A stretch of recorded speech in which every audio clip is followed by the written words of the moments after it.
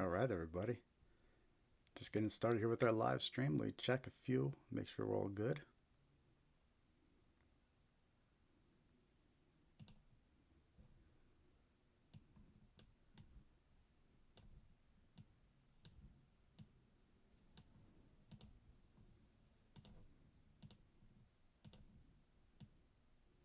Get started momentarily.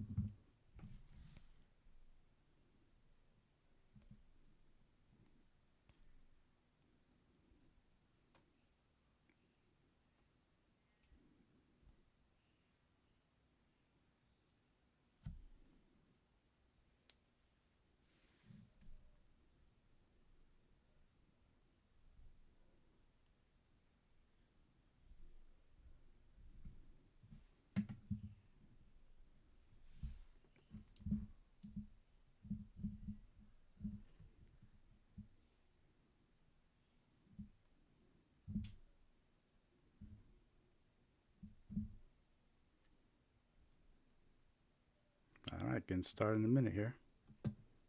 Bear with me 30 more seconds.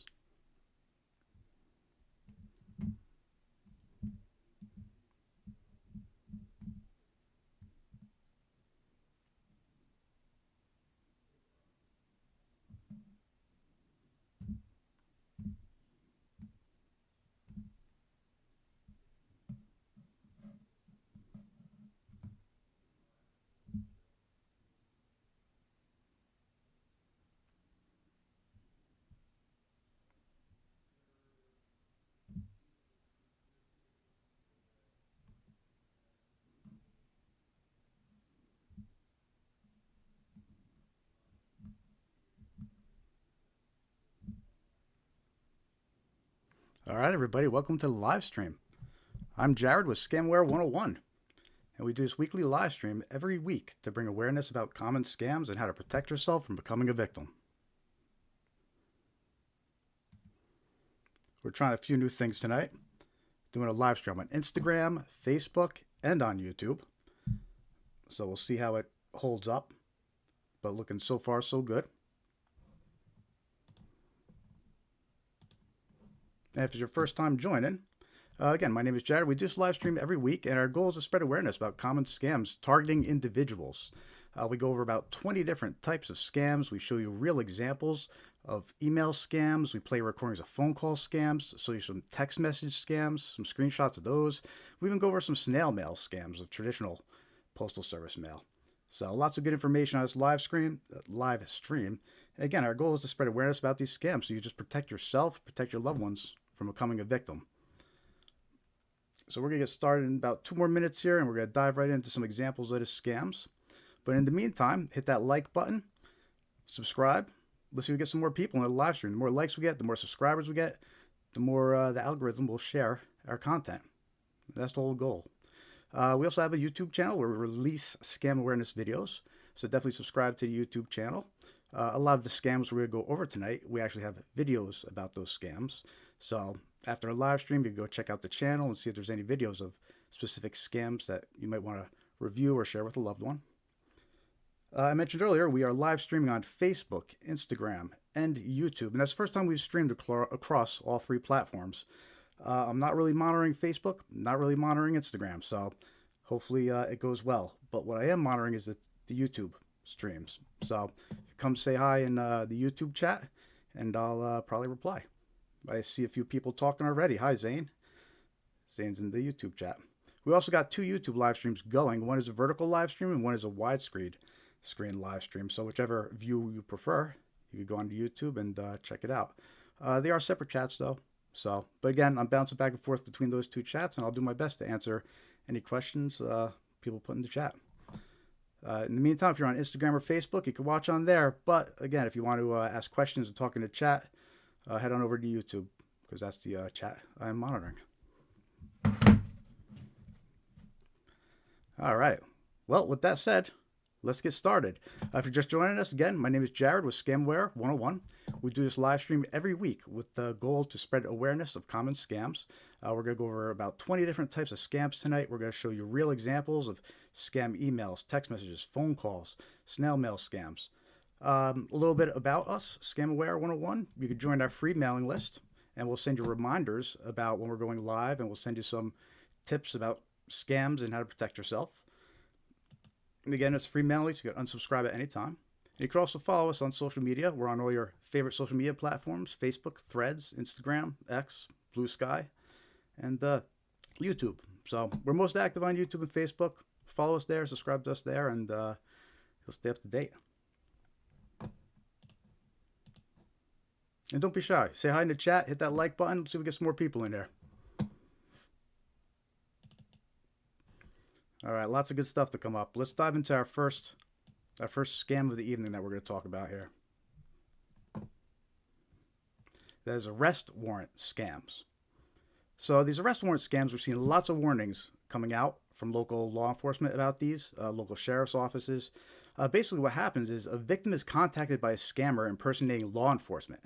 The scammer will claim an arrest warrant was issued and fines must be paid to resolve it. The scammer then threatens the victim with arrest if fines aren't paid immediately. And there's a couple of things to note about this scam. When the scammer reaches out to the victim, usually by phone, they're impersonating law enforcement. We know for a fact that they're impersonating the sheriff's office. They're saying they're with the local sheriff's office. And the caller ID, and this is important to remember, the caller ID will actually show the sheriff's office's phone number. Or they'll show the police department they're impersonating, right? So caller ID is not a reliable way to verify who you're talking to. And the scammers know it. So they're calling you, they're manipulating what the caller ID shows, and it can be very convincing, right? If somebody calls up, they say they're with the sheriff's office, your caller ID shows the sheriff's office's phone number, and a lot of times they'll say you missed jury duty. A lot of times that'll be the reason. Not every time, but it's a common reason they give, claiming that an arrest warrant could be issued. They'll demand immediate payment, or they'll say that they're going to send one of their deputies down there to arrest you right now. So it could be a little scary, right?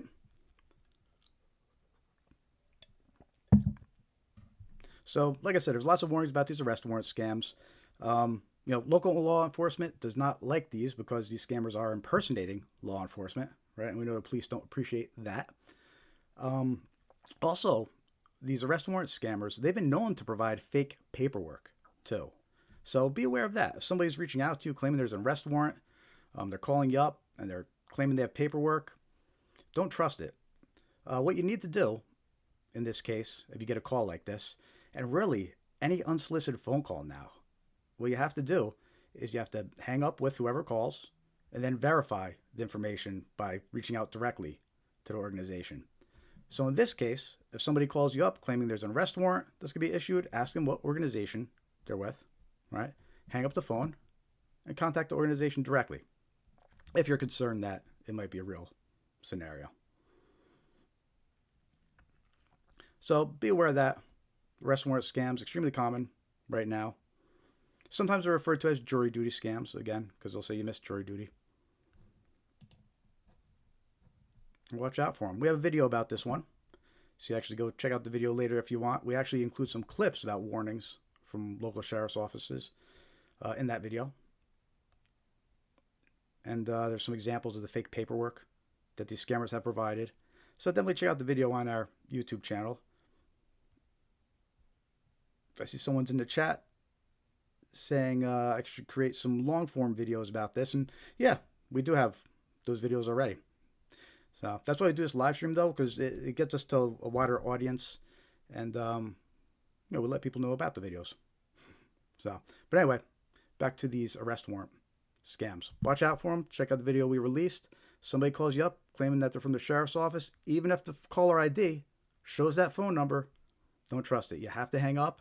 And if you're concerned it's real, call directly and verify.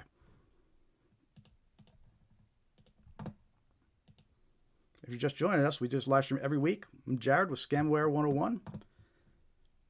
We have a few live streams going right now. We're on Facebook, Instagram, YouTube.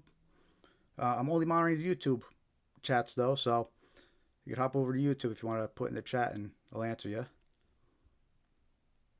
I see Bull just put. Good advice. Thank you. Yep. And you know that advice really it applies to all unsolicited phone calls.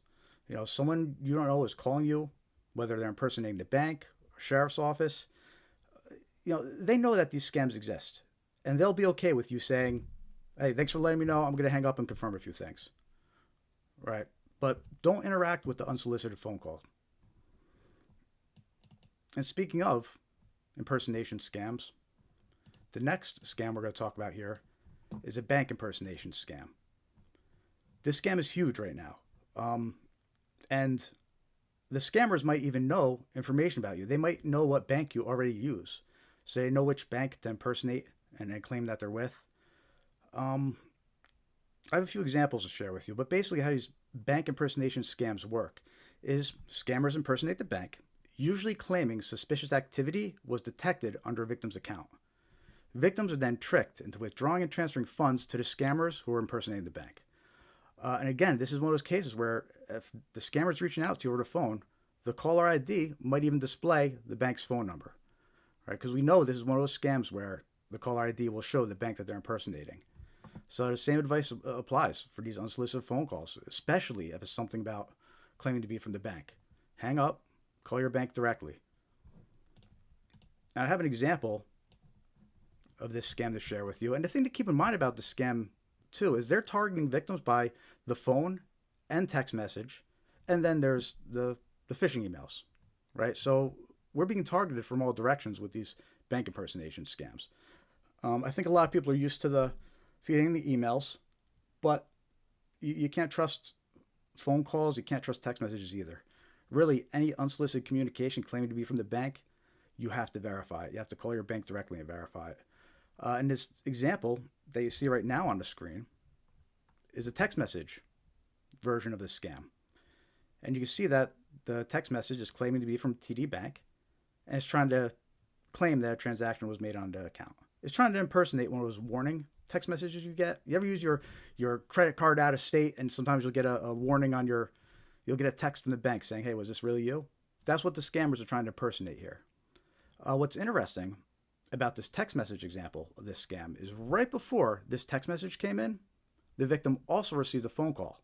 She didn't answer the phone call, but the caller ID did display TD Bank's phone number on the caller ID. Right? So we know that these scammers are manipulating the caller ID. They're putting the phone number of the bank that they're impersonating. Some of these scammers, even when they're talking to the victim over the phone, they'll tell them, compare the phone number on caller ID to the back of your card. See, it matches. But you can't trust caller ID. It's spoofed. It's a fake number that they put on there. It's TD Bank's phone number. It's not theirs. Right? So very important to recognize you can't trust caller ID. Very important to verify any unsolicited communication that claims to be from the bank. We know this is happening. We know that they're targeting users by phone. They're targeting users by text message. They're targeting them with phishing emails. And they'll be convincing. You know, for example, the person that submitted this to me, their bank was TD Bank. So it's very likely the scammer may have known that, because the scammers, they know information about us, and they use that information to make their scams appear more legit. One more thing I want to talk about these bank impersonation scams, just kind of drill home the point here. Here's an article from last year, November last year, and it was a victim of one of these bank impersonation scams. And in her case, they impersonated Wells Fargo, right? And she got a phone call. She thought it was from her bank. The caller ID showed Wells Fargo's phone number. So she thought she was talking to Wells Fargo, right? She says, I did everything they said to do. And they literally drained my bank account, she explained. It could be a very convincing scam. So make sure that your loved ones are aware of this. So she said, I got a call from Wells Fargo number saying that I had fraudulent activity on my account. Like just what we said, right? They reach out to the victim. They usually claim there's fraudulent activity or suspicious activity. She said that a random person was being sent money from Zelle. That's what they told her. Which, by the way, Zelle is a red flag. Someone's calling you, claiming to be from the bank, telling you something's going on with Zelle or to send money with Zelle. It's a very common scammer red flag. So be aware of that. They told her she needed to Zelle money to an account and then it would be returned to her right away, but it wasn't. And we see this narrative a lot with scammers. They try to convince you that your money's not safe in your bank account. They'll say someone stole your identity or someone's making charges and has access to your account. And that's how they convince the victim to withdraw their money and transfer it. A couple notes also about this text message, this example of a scam text message impersonating a bank here. There's a couple red flags on this text message to be aware of. So the first one is, if this had really been from your bank, it wouldn't have come from a real phone number. And what I mean by that is it would have come from a short code. You know how you get a text message sometimes? It'll be like a 5-digit short code number. If it was from the bank, it would be one of those short codes. It wouldn't have a real phone number like this. So that's the first red flag. The second red flag was it didn't indicate the account. If this had been a real message from the bank, it would have had some kind of indicator, like the last 4 digits of the account. It would have had something to make it clear which account it was talking about, right? And the third red flag is the capitalization in this text message is strange, right? The T in transaction is capitalized, which is for no reason. The R in reply, the N in not.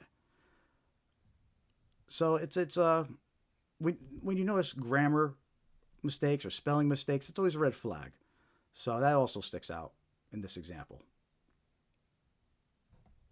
But the best thing you can do in a situation like this, if you're concerned, call your bank directly, right? Don't reply to text messages, just call them directly if you're concerned something going on with your account. And be aware that scammers are doing this. They're sending out these text messages, they're making the phone calls, they're showing the bank's number on caller ID. All important to be aware of. So that's bank impersonation scams.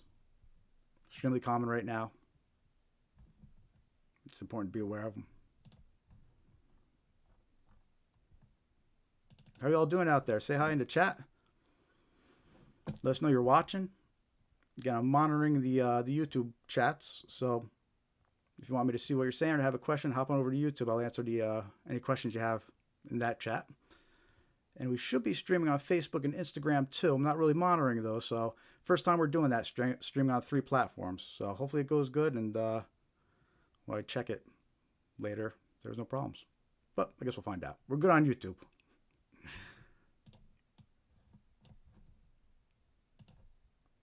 All right, let's talk about our next scam here. Tech support scams. This is a big one. And you know, we're going to spend a little time on this one. I have quite a few examples to show you. But you know, before we do that, if anybody's just joining us, say hi in the chat. Let us know you're watching. You can join our free mailing list over on scamaware101.com. You click join free mailing list. We'll send you some useful scam awareness tips and reminders about when we're going live. You can also follow us on your favorite social media platforms on Facebook, Threads, Instagram, X, Blue Sky, YouTube. Definitely subscribe to our YouTube channel. That's where we're releasing a lot of scam awareness videos. Oh, also, you know, feel free to donate. We do take donations. We have the super thanks enabled on YouTube. So if you're on YouTube, you can hit that super thanks button, or you go to scamaware101.com/donate. We got the QR code on the screen, or you can just go directly to that link. I see John's in the chat. Welcome, John. Good to see you.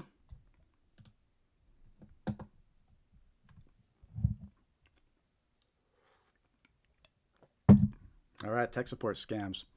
Victims receive a fake virus alert on their device and are tricked into calling a fake tech support phone number. The victim is then unknowingly connected to a scammer who requests access to the victim's device. The scammer then steals personal and financial information from the victim. And these are really damaging scams.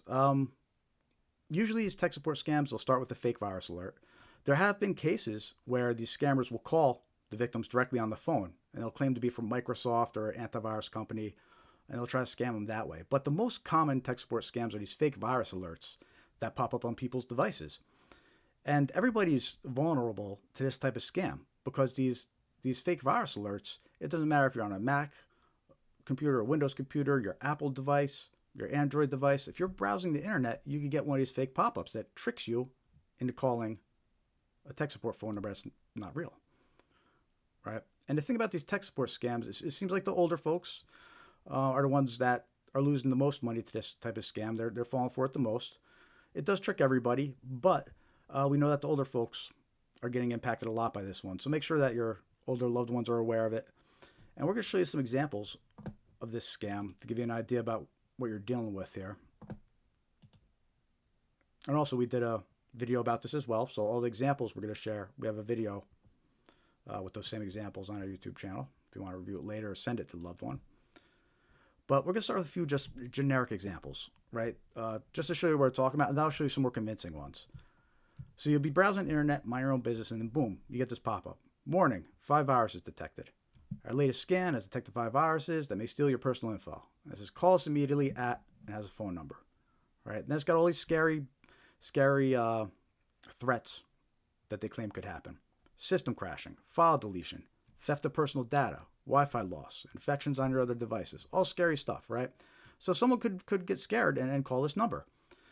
So right off the bat, you know this is fake because it has a phone number to call. Real virus alerts won't have a phone number to call. But this is just one example. Let me show you another example of a generic alert you might get. Warning, check your computer now. Call this number immediately. Data exposed to risk. Your credit card details and banking information, your email passwords, your Facebook, your private photos, right? All scary stuff. So someone might not realize this is fake, or they might get so scared that they don't even think that's fake, and they call the number. But that's what the scammer wants. When you call that number, you'll be connected to a scammer. What's important to realize as well is that these scammers, there's call centers full of these scammers. This is what they do for a living, and they're sitting there waiting for your phone call.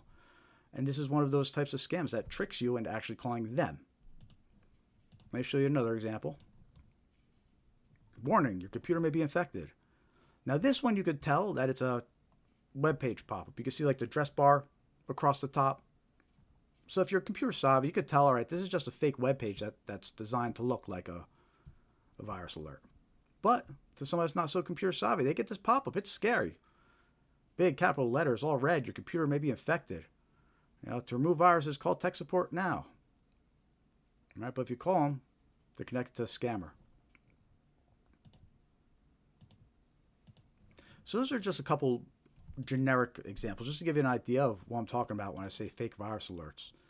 But let me show you some more convincing ones.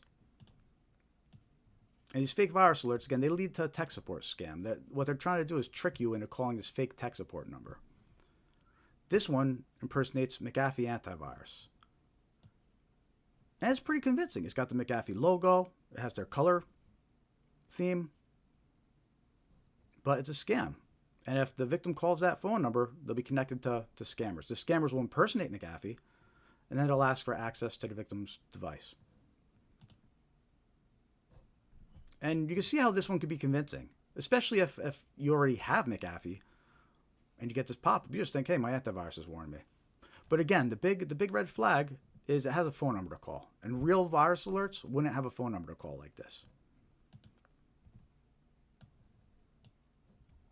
Here's another example of a fake virus alert that's trying to get you, trying to lead you into a tech support scam. This one impersonates Norton by Symantec. Threats detected, has a couple viruses listed. System critically infected. If you're not able to click on this button, immediately contact support.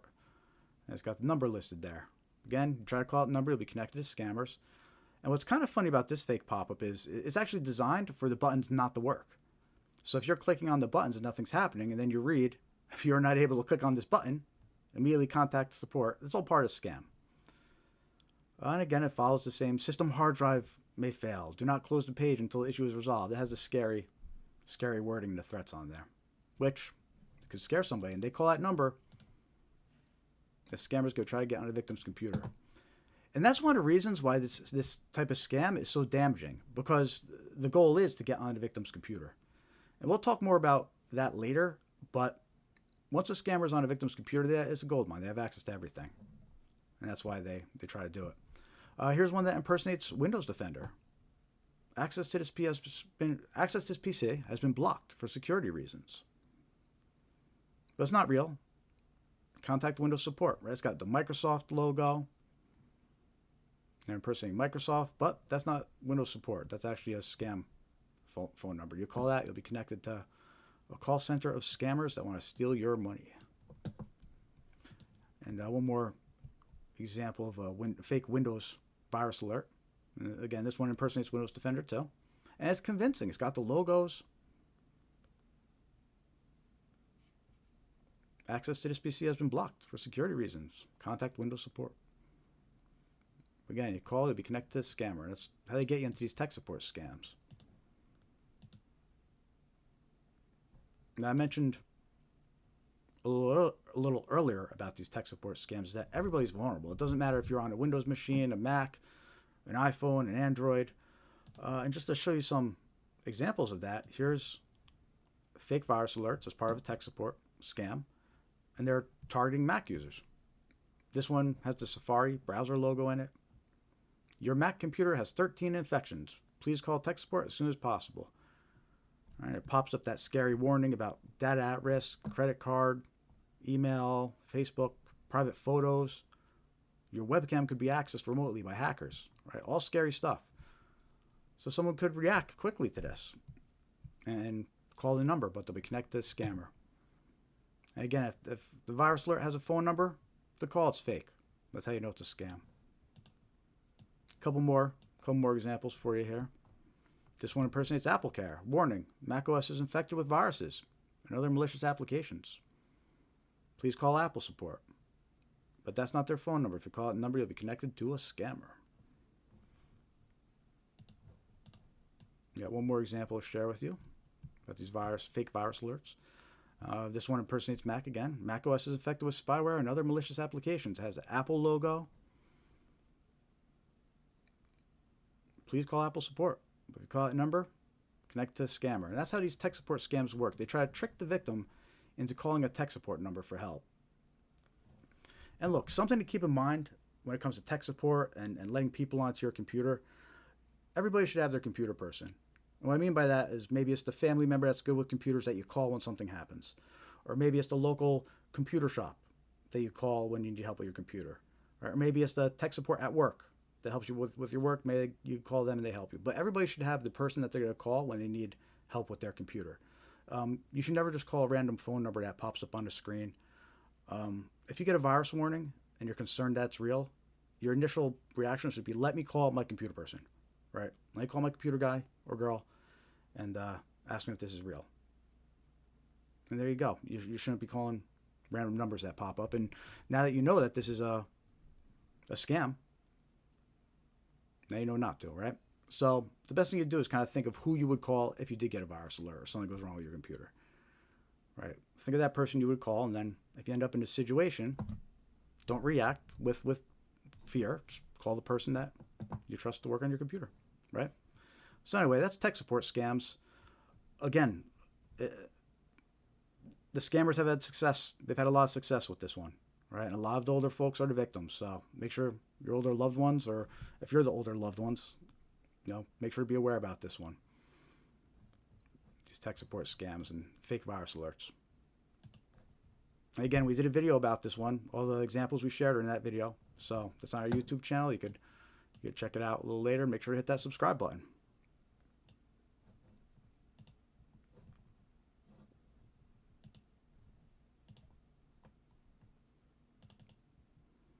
How are you all doing out there? Say hi in the chat. Let me know you're watching. I'm switching back and forth onto YouTube streams and checking the chat there. I'm not really looking at Instagram and Facebook though, so hopefully we're still streaming over there. But hit that like button if you haven't yet. Hit that subscribe button, the follow button if you haven't yet, depending on which platform you're on here. And you can also join our free mailing list. Look, our goal is to spread awareness about scams. Trying to put something good out there so you can protect yourself, protect your loved ones. You can join our free mailing list. I won't abuse the privilege, I promise, and you can always unsubscribe. But we'll keep you updated when new scams are coming out, when we post new videos, send you some reminders when we're going live.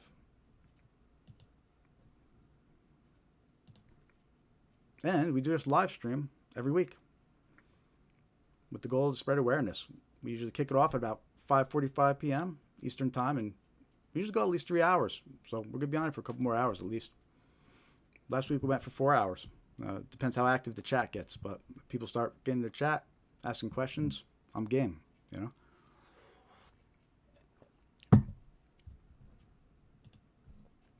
talk about our next scam. This scam's important to be aware of too with the holiday coming up. I'm going to talk about fake road toll scams. And this is probably one of the most common scams right now. Every week, somebody reports a new version of this scam to me. As far as we know, we believe that this scam is mainly being run out of China. At least that's what we think. And they're sending out hundreds of thousands of these fake road toll text messages, a day. Hundreds and thousands. Whoever's behind this scam is using AI to generate different versions and different text to send out. And it's definitely evolved over the past year. We actually were one of the first people to be reporting on this. We released a video late last year, when this scam started popping up. But it's evolved a lot since. And I have a bunch of examples to share with you. But one of the main things to be aware of is just if you get any text messages claiming you owe a road toll, right? Or you're going to be ticketed for missing a road toll, be aware that this is an extremely, extremely common scam that's circulating right now. Don't click any links that are in that text message. Don't call any numbers that are in that text message. If you're concerned that's real, go verify directly with whatever organization is impersonating. But definitely do not trust the links that are in these text messages. And I'm going to show you some examples of these. But first, let me kind of define what a road toll scam is here. Scammers impersonate road toll services, EasyPass, SunPass, Fast Track, and claim that an unpaid toll is due. Victims are usually contacted by text message or email containing a link to pay. However, the link opens a fake website designed to steal your personal or financial information entered by the victim. There never was an unpaid toll due.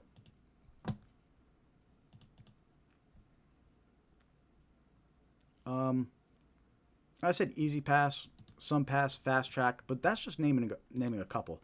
At this point, this scam is impersonating so many different organizations.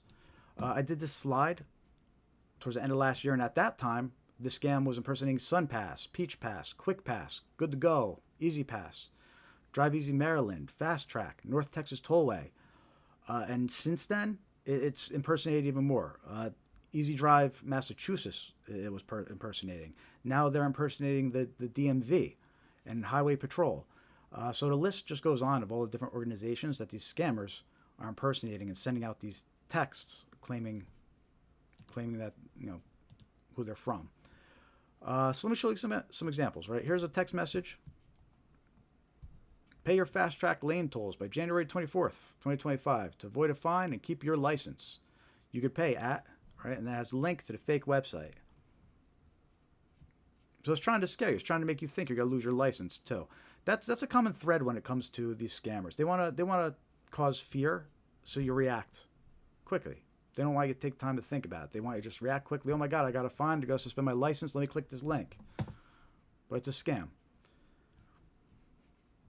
And you can see in this example, it actually came from a +63 international phone number prefix, right? So the text message didn't even come from a phone number in the States. That's actually +63, I think, is Philippines. So these text messages they've come from numbers outside the U.S., but they've also come from numbers inside the U.S. There's so many different variations.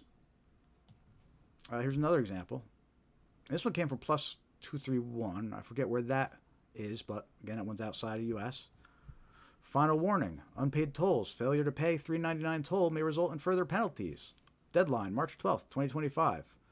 And it's got a link to a fake website that steals any information you enter. And this scam has been a big problem.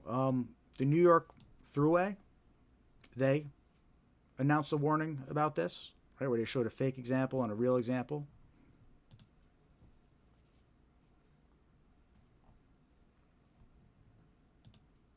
Let me show you a couple more.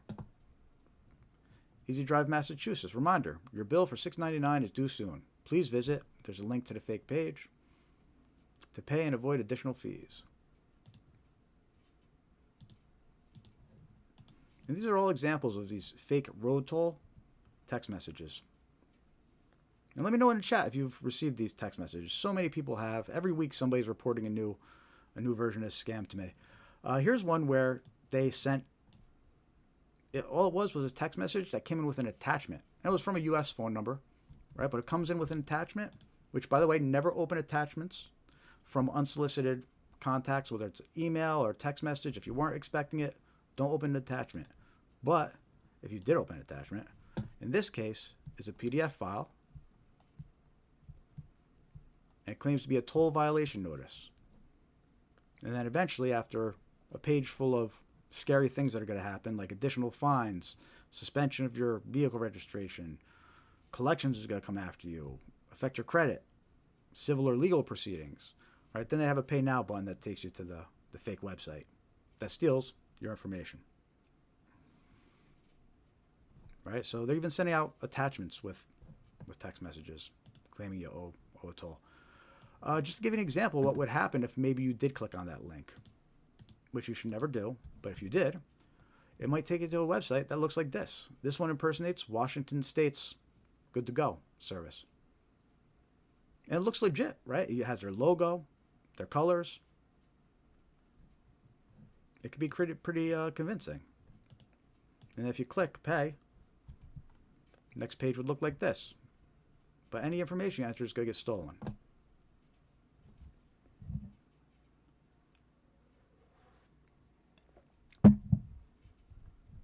So it's important to be aware of this type of scam. Don't trust any links that come from text messages, claiming you have an unpaid road toll.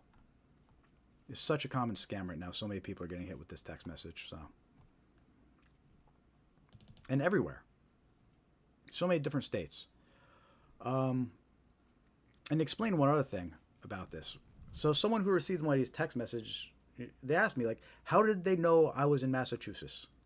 Well, they didn't know you were in Massachusetts. They're just sending out so many of these text messages that impersonate a Massachusetts, Easy Drive, Massachusetts, or sending out these text messages that impersonate Florida's SunPass. It's a numbers game. They know that some of those people are going to have been in those areas, and to them, that's going to seem like, oh, I must have missed a toll. I got to pay it. To those people, it's more realistic. And the scammers notice. So it's a numbers game. They'll be sending out, let's say they send out 100 of these texts. They figure 10 of them, might have been in Florida and are likely to believe a SunPass impersonation text, right? So don't just think that I got a text message that says I missed a toll last weekend when I was in Florida. Just because it seems like it's realistic and coincidental, it's not. That's what the scammers are doing. They're sending out these text messages, and some people are going to be in the areas that they claim to be from. So any message that you're saying you owe a toll, don't trust the link. Don't call any phone numbers. Right? Go if you're concerned it's real, go find the official website of that service and look it up there. But be careful when you try to find an official website, because the scammers are putting up fake websites too. So anyway, that's a road toll scam. Extremely common right now, and you should be aware of that one. Warn your loved ones, right? Because the holidays, not the holidays, but we got the 4th of July holiday coming up, right? So it's a long holiday weekend, and people might be traveling.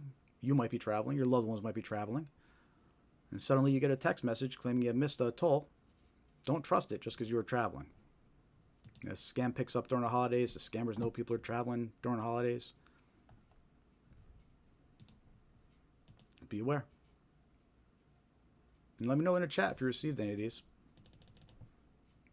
The more engagement we get in the chat, people talking or clicking the react buttons, the more our content, at least we think, the algorithm will show our content more.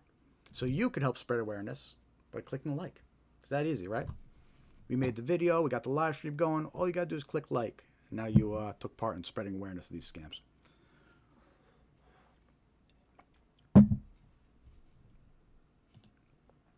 If you're just joining us, welcome to the live stream. I'm Jared with ScamAware 101. Our goal is to spread awareness about common scams, and they're scams that target individuals.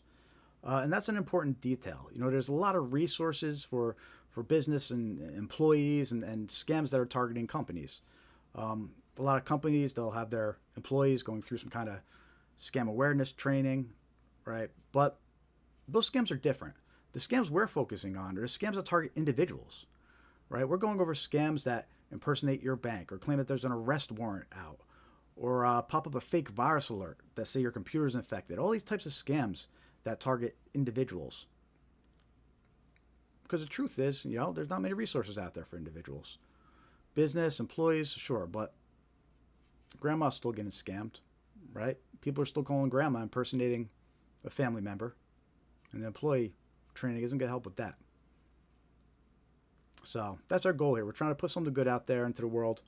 We have a whole bunch of videos on our YouTube channel, and we're trying to turn our website into kind of a one-stop shop / portal for scam awareness information. So join our free mailing list, and we'll send you updates. We'll let you know when we post new videos, when we make updates to the website. We have lots of good stuff coming up in the future. You could also follow us on your favorite social media platforms: Facebook, Threads, Instagram, X, Blue Sky.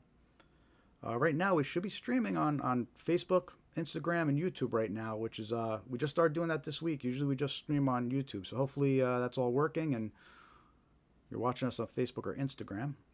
But even if you're not, you could add us. Facebook, Threads, Instagram, X, Blue Sky. Hit that follow button, hit that subscribe button, and help us build up awareness of these scams. Oh, and you know what? We actually have a YouTube store too. You get a Scamaware 101 coffee mug. We have a few coffee mugs on there. We have mouse pads, some magnets. We picked all these items that we thought people would have in front of them, right, to remind you not to get scammed. So we envision it like you're sitting at your desk. It's early in the morning. You just filled up your Scamaware 101 travel mug or coffee mug, right? And you're about ready to click on a link that's a scam, and then you look at your coffee and go, oh, wait, Scamaware. That's right. I'm not going to fall for that. It's a constant reminder, right? So we picked out these items that we thought maybe you could keep on your desk and be reminded, though. Watch out for scams. Buy a coffee mug for that loved one that keeps on falling for the scams. Give them a mouse pad that says Scamaware on it. It's constantly reminding them when they're on the computer, be aware of scams, right? But anyway, we have that on our YouTube store. So go check that out if you want. We had a few orders. It was pretty cool. A couple mugs got ordered, and if any of you guys are watching who ordered the mugs, we appreciate it. And plus, it helps us keep on moving forward with our mission. But I'm going to continue with the scams here. Again, we do this live stream every week. Cover about 20 different types of scams on this live stream. Show you tons of examples. Scam emails, scam text messages. We'll play some phone calls about scams. Because awareness is key. A lot of people don't realize it. But when you get scammed out of your money, when a scammer tricks the victim into transferring their own money and withdrawing their own money, the bank is not going to cover that. These victims rarely get their funds back. Once the money's gone and provided to the scammer, it's not insured anymore. The bank's not going to cover it. You can't reverse it. You can't track where it went. These victims, they're horror stories. There we are. There's people that have lost their life savings to these scammers because they don't stop with just one bank account. They try to get into every single bank account. They try to clear out every single last penny the victim has. These scammers are ruthless.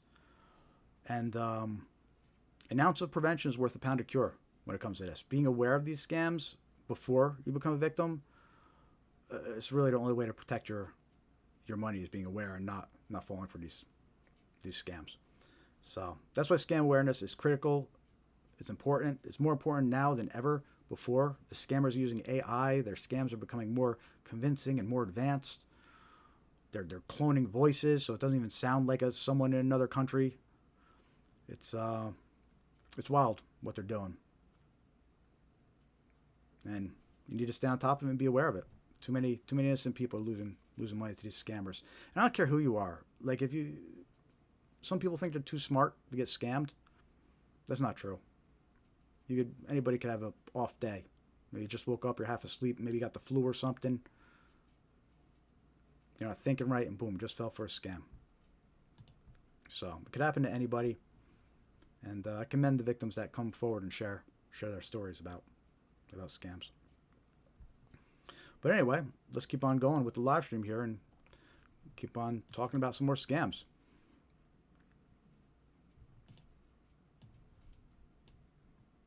This next scam that we're going to talk about here is a wrong number scam.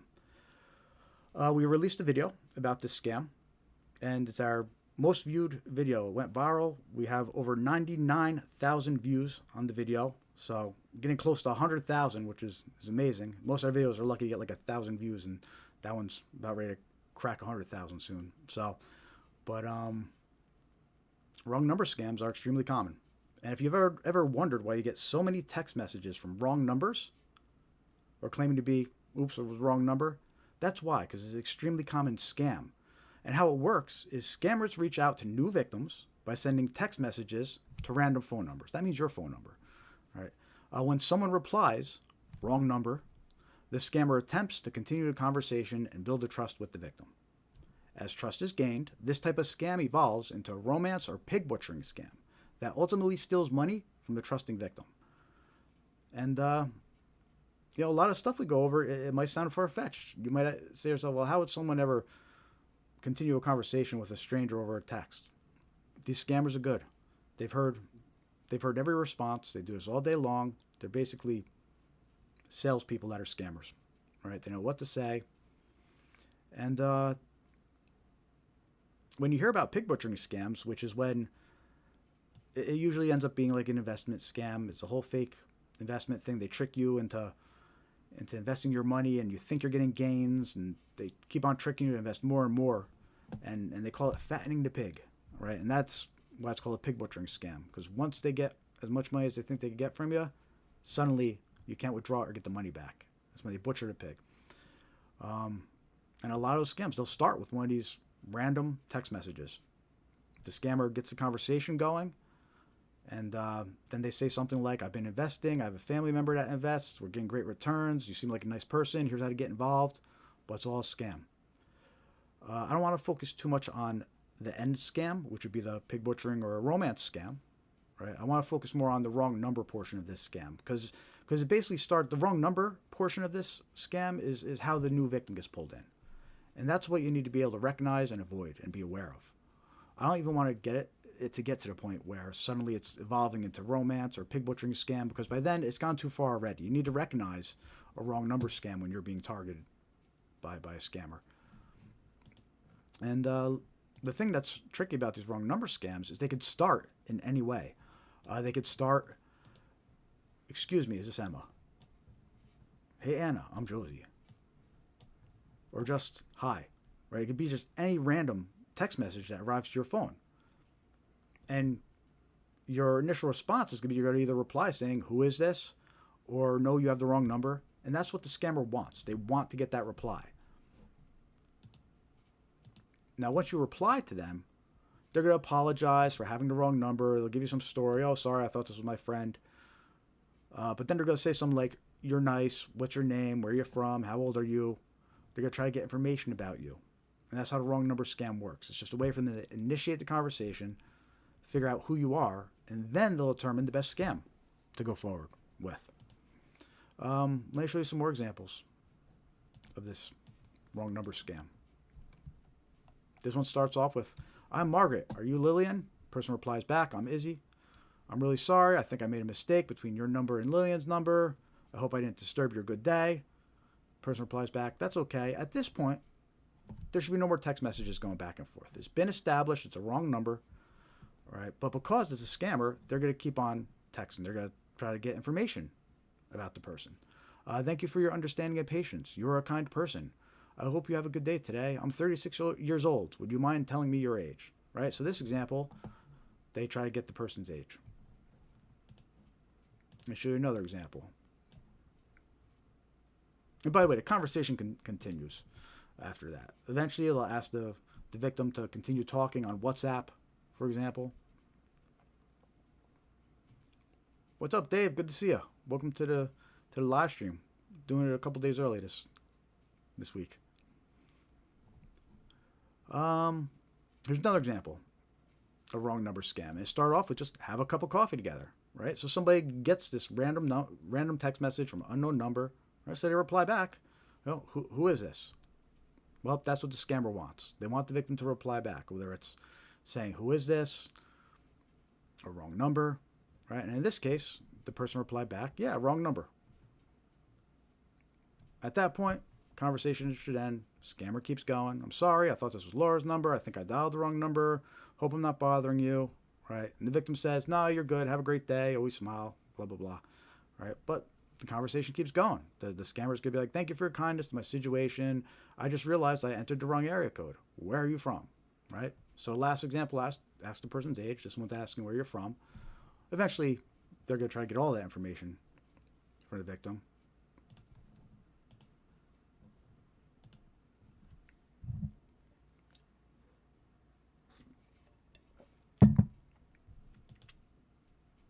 Here's another example of wrong number scam.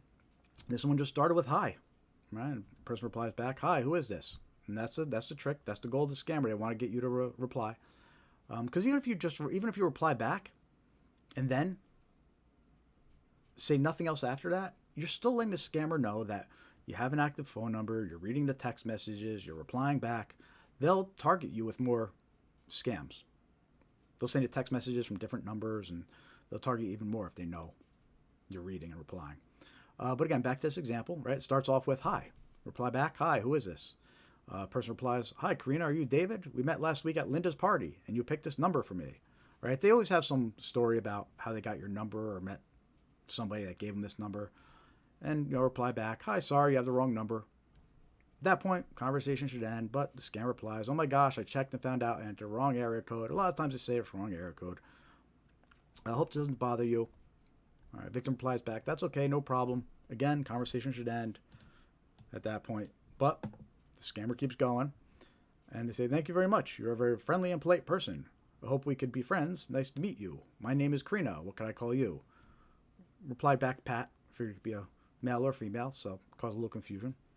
But the scammer said, you have a beautiful name. I'm from Malaysia, and currently living in Los Angeles. Where do you live?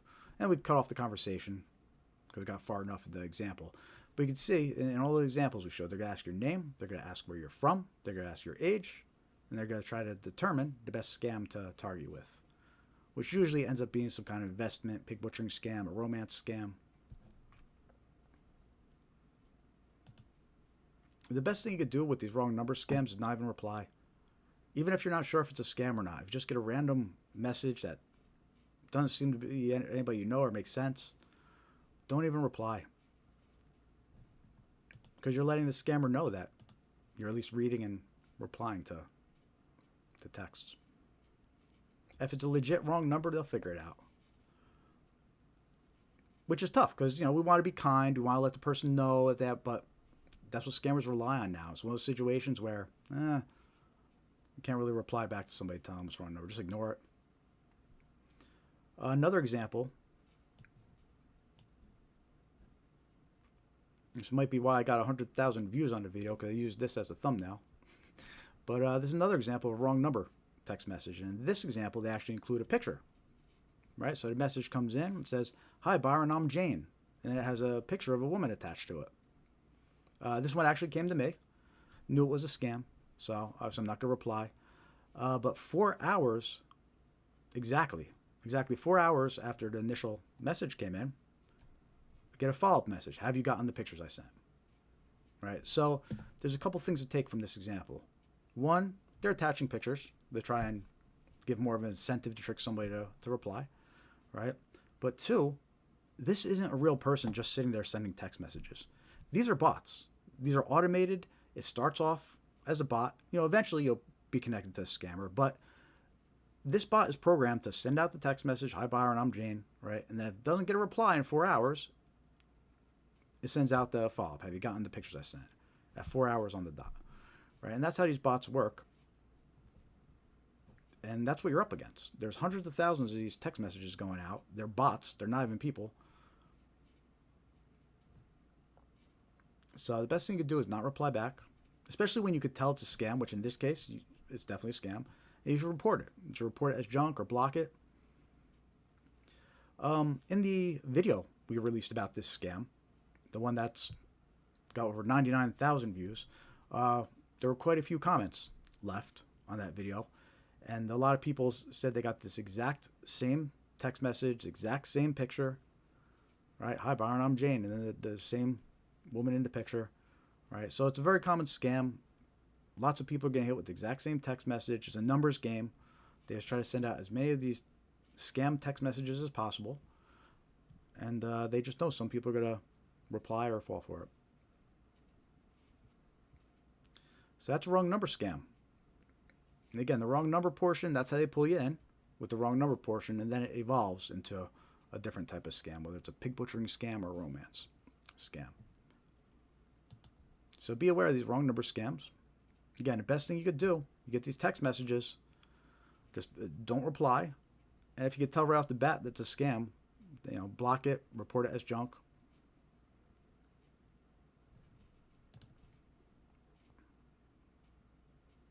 Be aware.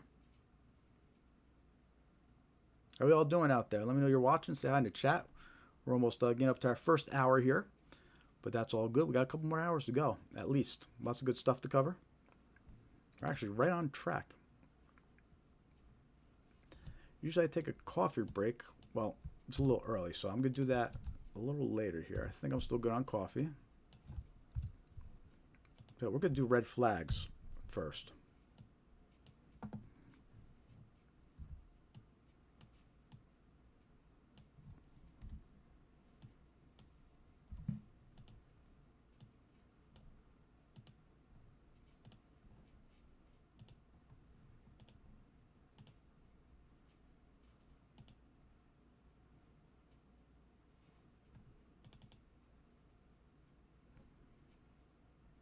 All right, cool.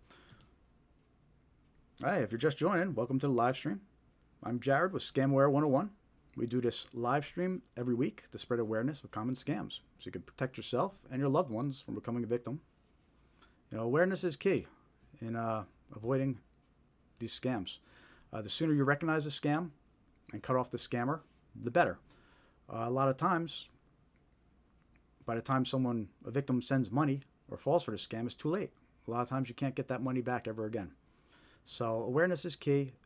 Spotting these scams as soon as possible before you send any money is critical. And the way you're going to do that is through awareness. So we do this live stream every week. We also release videos on our YouTube channel. So definitely subscribe to our YouTube channel if you haven't yet. We've got some good videos on there. A lot of the scams we're talking about this evening, we have videos about them. So you could go check them out later or share them with a loved one. You can follow us on your favorite social media platforms. We're trying something new tonight. We're actually streaming. We usually just stream on YouTube. We got 2 different YouTube streams going, a vertical one and a widescreen one. But we also have the stream going on Facebook and Instagram, or at least it should still be going on Facebook and Instagram. Maybe I'll take a look and see if it is. Let me pop it up and see here. I just don't want to slow down the... Oh, wow. So we look like we're still going on Instagram, but Facebook is not. Ooh. Let me see if I get this Facebook one going again. Tell you what, bear with me 2 minutes, guys. I'm just going to see if I get this Facebook stream going. I wonder what happened.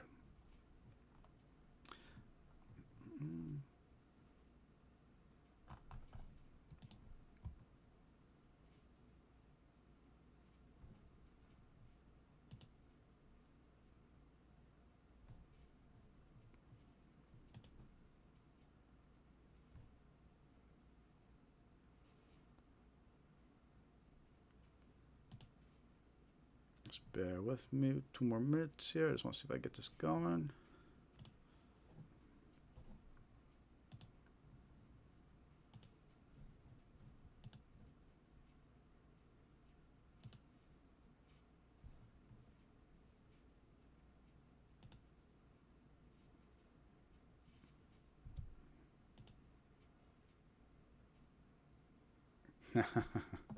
Thanks, Dave. Always good to see you.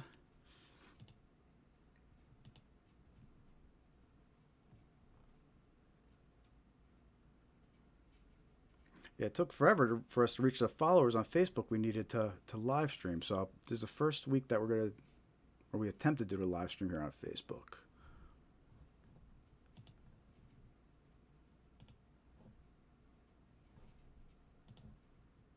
One other thing here. Sorry guys, just give me 1 minute.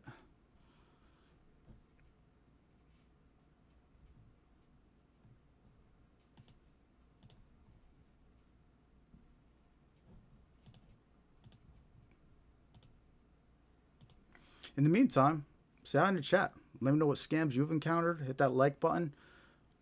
Definitely want to hear your stories. Tell us what scams you've been encountering. What red flags you've seen.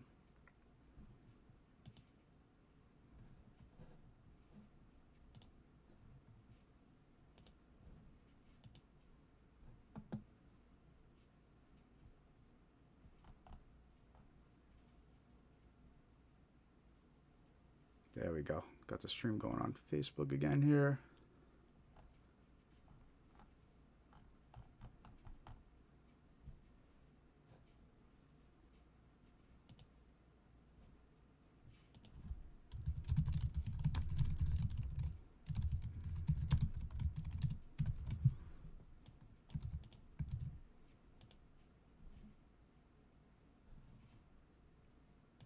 Okay. Going live on Facebook again. Live video starting. Okay, cool. So it looks like the Facebook. Oh, yeah. Okay, cool. Looks like we're live again on Facebook. Instagram is still going. Still on YouTube. We got YouTube running. We got some chat and YouTube going. Thanks, Bull. I appreciate it, man. Thank you for coming on. We're just about ready to get into our red flags. Since that Facebook stream is fixed. All right. So let's talk about some common red flags to recognize a scam or realize that you're dealing with a scammer. Oh, and you know, before we do that, just want to address the chat here. Dave mentioned he received a fake PayPal invoice today by email. Yep, that's an extremely common one. Thank you for bringing that one up.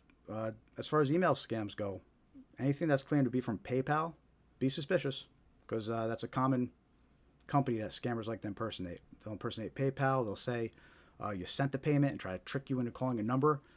And we're actually going to talk about that type of scam in a little bit. It's called a fake order scam. But before we do that, let's dive into these red flags and explain how to identify some common red flags that you're dealing with a scammer. And one of the things about these red flags is we listen to victims' stories, right? And we hear what happened to them. And I commend them for coming forward. A lot of victims are embarrassed or ashamed and they don't come forward. And but it's important to come forward and to share your stories, because we hear these victims' stories, and a lot of times there's these common threads, these common red flags, where if they were aware of them at the time, it could have prevented the whole scam. Right, so we compiled these 5 red flags to watch out for that indicate you could be dealing with and talking to a scammer. We also have a video with these red flags on our YouTube channel. So if you want to share it with a loved one later or review it again later, we do have the red flags video on our YouTube channel. So, but these common red flags, if they're aware of them, it could make all the difference, right? So let's talk about these red flags that if you see any of them, if you come across any of them, or if a loved one tells you about any of these, it indicates it's a scam. You need to stop, reanalyze the situation, maybe talk to somebody, but be aware these are going to be common red flags that indicate you're dealing with a scammer. So let's start with red flag number 1. They direct you to a third-party chat app like Telegram or WhatsApp to continue the conversation. Scammers love using third-party chat apps. It's easier to communicate with victims in other countries, and they offer more anonymity for the scammer to hide behind. Because these scammers, they're dealing with victims all over the world, right? They're not going to sit there wanting to do text messaging back and forth. They redirect the victim to continue talking on Telegram and WhatsApp. And some scams where this is part of the playbook is romance scams. Scammers will create fake dating profiles to lure in new victims. Then, once they're talking to their victims on the dating app or the dating website, they'll direct them to continue talking on WhatsApp. That's a big red flag. Why don't they give you their local phone number, their real phone number? No, could be legit, but we know scammers, they use WhatsApp and they want to redirect people there. So if you're on a dating website, the person you're talking to is trying to direct you to WhatsApp, just be suspicious. It could be a scammer. Wrong number scams, right? We just talked about those. I showed you a bunch of examples of those wrong number text messages. And how that works, right, is that the text message is probing for victims, new victims. The ones who reply, they'll gather information, but then the scammer will try to direct them to continue talking on WhatsApp. Investment scams. They'll direct the victim to a Telegram or WhatsApp group to pump up an investment or appear more legit. A lot of victims don't realize it. They get added to these Telegram or WhatsApp groups, and there's a whole bunch of bots in there. Or it's just a bunch of other scammers that are making it look like there's interest in this investment. But it's a scam. You need to be aware of it and watch out for it. And that's red flag number 1. The 5 red flags we're going to talk about this evening. And in the meantime, let me know in the chat, what red flags have you encountered? I want to hear your stories. We're going to be coming out with a second video with 5 more red flags. So let me know what other red flags you encounter. Maybe I'll include it in our next video. Let's talk about red flag number 2. They're dealing with a scammer. This is a big one. They request payment in gift cards, prepaid cards, cryptocurrency, or depositing cash at a Bitcoin ATM. So these scammers love these unusual forms of payments. It's easier for them to move and transfer the funds, and it's also harder for victims to recover the money after it's been sent. Right? So almost all of these victim stories, you hear that eventually at some point they tell the victim to go purchase gift cards, or they tell the victim to purchase cryptocurrency, or they tell the victim to go deposit money at a Bitcoin ATM. All these are red flags. If you hear any mention about gift cards, especially a Bitcoin ATM, they're all red flags and you need to reanalyze the situation. Some scams where it's part of the playbook to use these unusual forms of payments, honestly, pretty much almost all of them, but some of the more well-known examples, IRS and Social Security scams. Scammers impersonate government agencies and they ask for payment in gift cards or cryptocurrency. And as of right now, the government does not accept cryptocurrency or gift cards as payment. Right? So if anybody's calling you or claiming to be with the IRS or Social Security or any other government organization, if they're trying to get you to pay with gift cards or cryptocurrency, it's a scam. Don't trust it. Big red flag. Romance scams again. Scammers will request gift cards and cryptocurrency from their emotionally attached victim.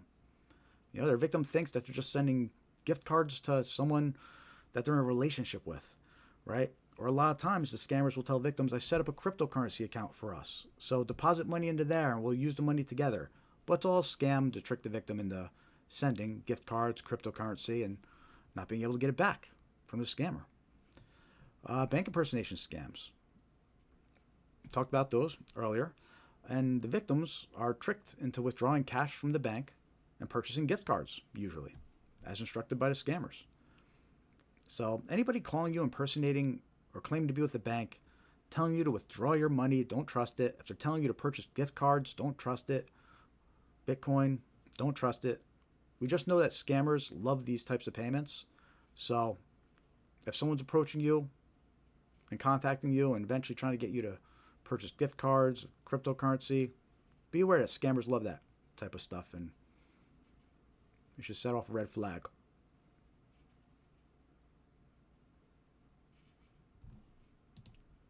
Hey, Katie. Good to see you. I haven't seen you in a couple weeks. Oh, awesome. You ordered some merchandise. You know, I saw an order, and I was wondering who ordered it because I didn't see any of the information. It gets all handled automatically. So that's great. That was you. Awesome. Thank you so much for purchasing the, right, it was a magnet and a mug, right? And I think a couple stickers, if that's the right order. Awesome. Thank you so much. I appreciate it. It's good to see you today.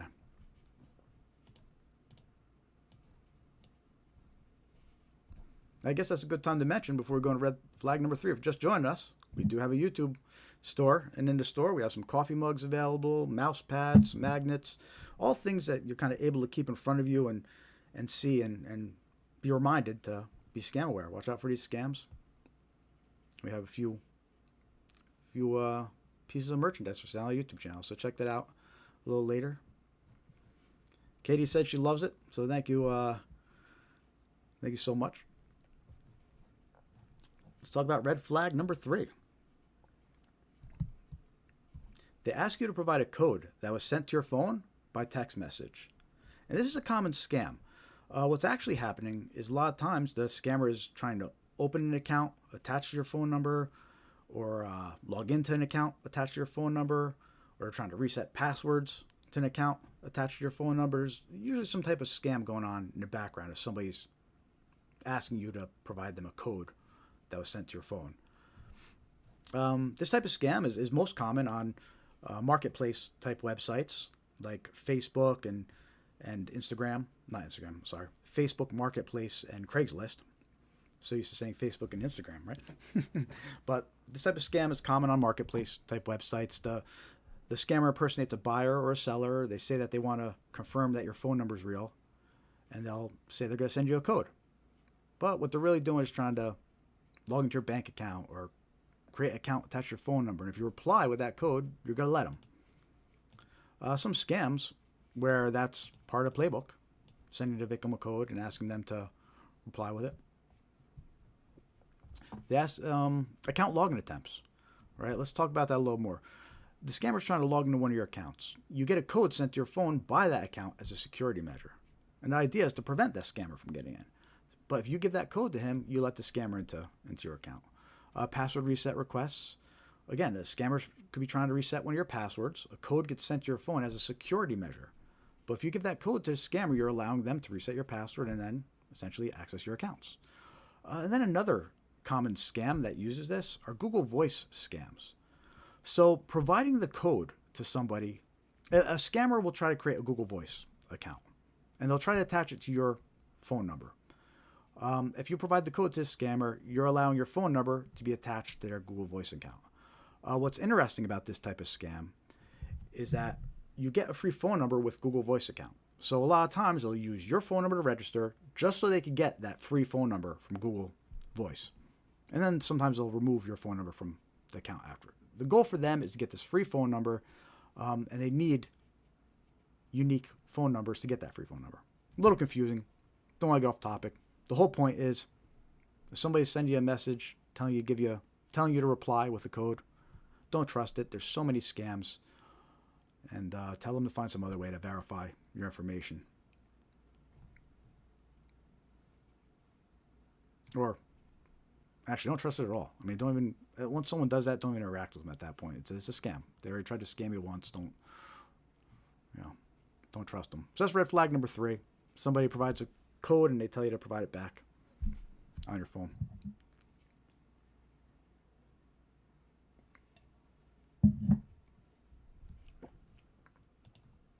If you just joined us, welcome to the live stream. I'm Jared with Scamware 101. We do this live stream every week. Our goal is to spread awareness about common scams so you can protect yourself and your loved ones from becoming a victim.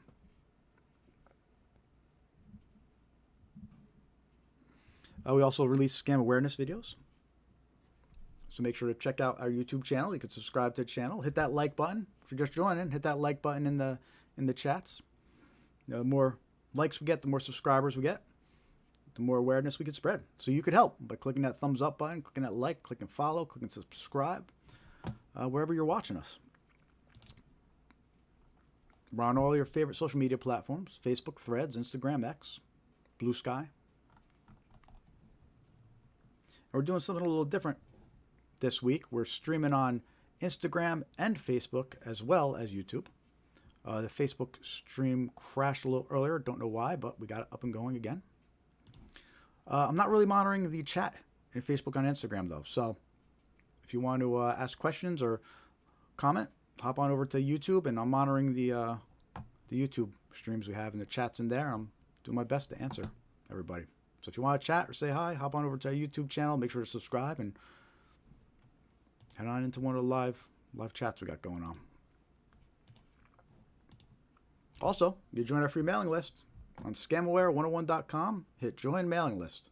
It's free to join. We'll send you reminders when we're going live and some other useful scam awareness tips.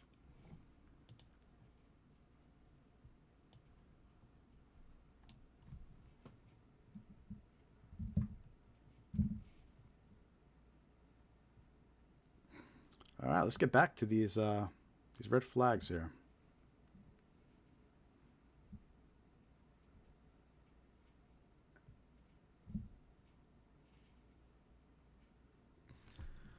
So we're going over some common red flags that you're dealing with a scammer. And again, these red flags, they pop up in all the victim stories. A lot of times one of these red flags appeared, and the victim just wasn't aware of it, and it happens. So it's key to be aware of these red flags. This way you can spot a scam, recognize a scam before you get any money stolen and become a victim. Right? So let's talk about red flag number 4. They ask to connect to your PC to assist or investigate an issue. Look, scammers love to get onto a victim's PC. It's a gold mine for them. Right? They could steal the victim's logins and passwords. They could steal or encrypt the victim's files. Right? Hold them for ransom or blackmail them. They could attempt to access online banking websites and other financial information on the victim's PC. They can install software and access the PC later when the victim's not using it, right? So scammers love to get onto victims' PCs. And where that's part of the playbook, some scams are as part of the playbook. Tech support scams. That was one of the scams we talked about earlier in the live stream. It's when those fake virus alert pops up. They trick a victim into calling a fake tech support number, and the scammer asks to access their PC. But it's a scam. Once the scammer gets on their PC, it's all bad news. Fake order scams. We're going to talk about those in a little bit, but the scammer impersonates customer support, assisting with an order, with an order dispute, and they'll ask to access the victim's PC a lot of times to help review the order, but it's all scam. They're just trying to get access to the victim's PC. And we'll talk about that scam a little bit more too. But the red flag to be aware of is they want to access your PC. We've got the fake fraudulent activity. That's when the scammer impersonates an agency investigating fraud. And they'll ask to access your PC. And once they're on, they'll tell you to log into your bank accounts and they're going to help you review for suspicious activity. But it's all a part of the scam. They want to get onto your PC. They want to try to get into your banking websites that you've accessed on that PC.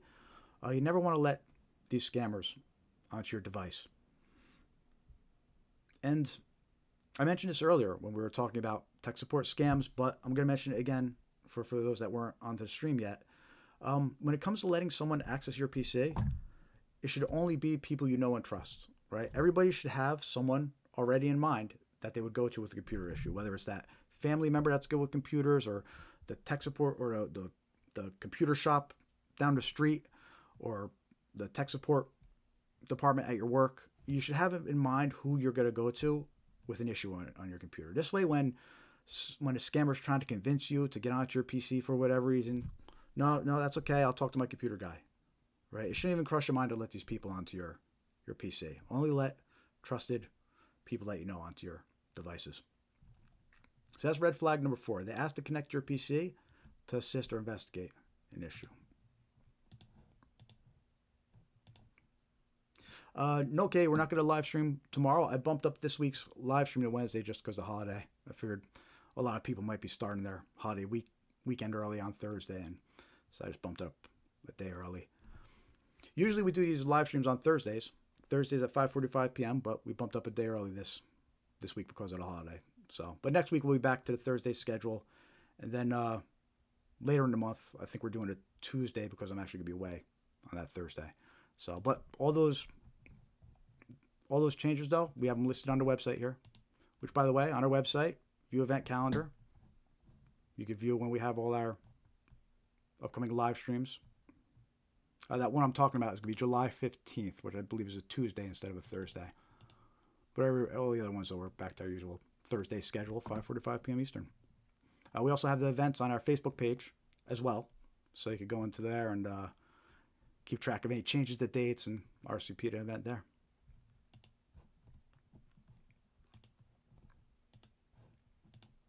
And while you're on the website, make sure to click Join Mailing List. It's free to join. We'll send you some useful scam awareness tips and reminders when we're going live.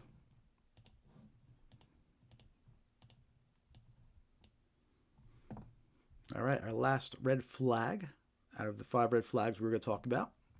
They request that you keep the matter confidential or secret. Very common for scammers to ask for confidentiality. They don't want you to discuss the situation with other people. Because the more people you talk to about the scam or the situation, the more likely you are to realize or be told, hey, this is a scam. I won't trust it. Right? So the scammers want you to keep quiet. They try to convince you to keep the matter confidential or the matter secret. And we see that a lot in these scams. And we're going to be showing you some more examples later of scams where that red flag sticks out. But some examples of scams where that's part of the playbook, where they request you to keep the matter confidential or secret. We got grandparent scams. We're going to go over that one later as well. But that's when a scammer impersonates a relative claiming to be arrested and needing financial help. But they say that the relative is embarrassed and you're asked not to tell anybody. Right? That's the fake story they give you to try to keep you quiet. But that's the red flag. They're trying to keep you quiet and not tell anybody what's going on. Because somebody might point out, hey, that's a common scam. Investment scams. They'll say they have an inside tip and not to share it with anybody, or that a price is just for you. Don't tell anybody. But that's a red flag. They're asking you to keep it secret because they don't want you to talk to people and realize it's a scam, right? Inheritance scams. We have an example of this one later on too. They'll mail actual letters impersonating law offices regarding a fake inheritance. And a letter will request confidentiality. All right, we actually have an example of that one to show you a little later too when we talk about some snail mail scams later on. And then we have the fake fraudulent activity, right? And that's when the scammer impersonates an agency investigating fraud or a bank, right? And they'll tell you that you need to keep it confidential. Otherwise, you could hurt the investigation, right? But that's all part of the scam narrative. That's how they're going to try to convince you to stay quiet, right? So that's a big red flag. When they request you to keep a matter confidential or secret, be suspicious.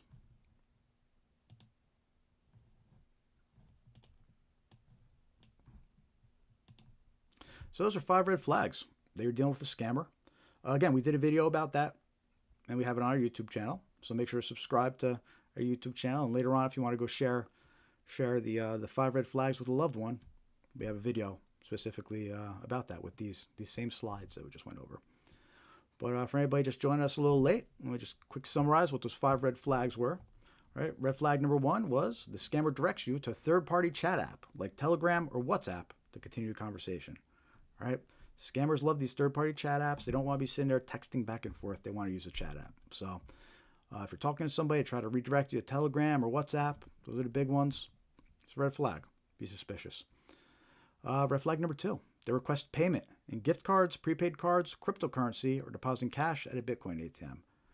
This red flag is huge. So many scams, the scammers want you to purchase gift cards because they get the funds immediately and you can't do anything once they're sent, right? So any mention of gift cards is a red flag. Telling the victim to go to a Bitcoin ATM, depositing money at a Bitcoin ATM, or purchasing cryptocurrency, red flag, red flag, red flag, right? Unusual forms of payments are red flags. We know scammers love receiving gift cards and crypto. Red flag number 3, they ask you to provide a code that was sent to your phone by a text message. It's a common scam. Sometimes they'll say that they're just trying to verify your phone number, but a lot of times it's a scam. They're trying to get into one of your accounts, and they want you to send a code to allow them to do so. So if someone's trying to send you a code, we see this one a lot on merchant-type websites or marketplace-type websites, Facebook Marketplace, Craigslist. Don't provide that code to them. It's a scam. Red flag number 4, they ask to connect to your PC to assist or investigate an issue. Right? We mentioned this a few times so far in the live stream this evening. Scammers love getting onto your device. It's a gold mine for them. A lot of times they could just extract any saved passwords you have, steal your files. It's no good. You don't want to let these scammers onto your computer. They'll try to get you to access your bank accounts, and they'll try to steal everything you have. Right? So if someone's trying to access your PC, even if it seems like to assist or investigate an issue, if you don't know them, don't trust them. Right? You should only let specific people that you know and trust on your PC. Definitely don't call any random numbers over the internet and let people on your computer. So that's red flag number 4. They try to access your PC to assist or investigate an issue. And the last red flag was they request you to keep the matter confidential or secret. Right? They don't want you talking to anybody. The more people you talk to, the more likely you are to be told it's a scam. Right? So they want you to keep it secret. They'll have a whole bunch of BS stories to tell you to try and convince you to keep it secret. But the reality is it's a red flag, and you should stop and reanalyze what's going on when you come across it. So that's it. 5 red flags that you're dealing with a scammer.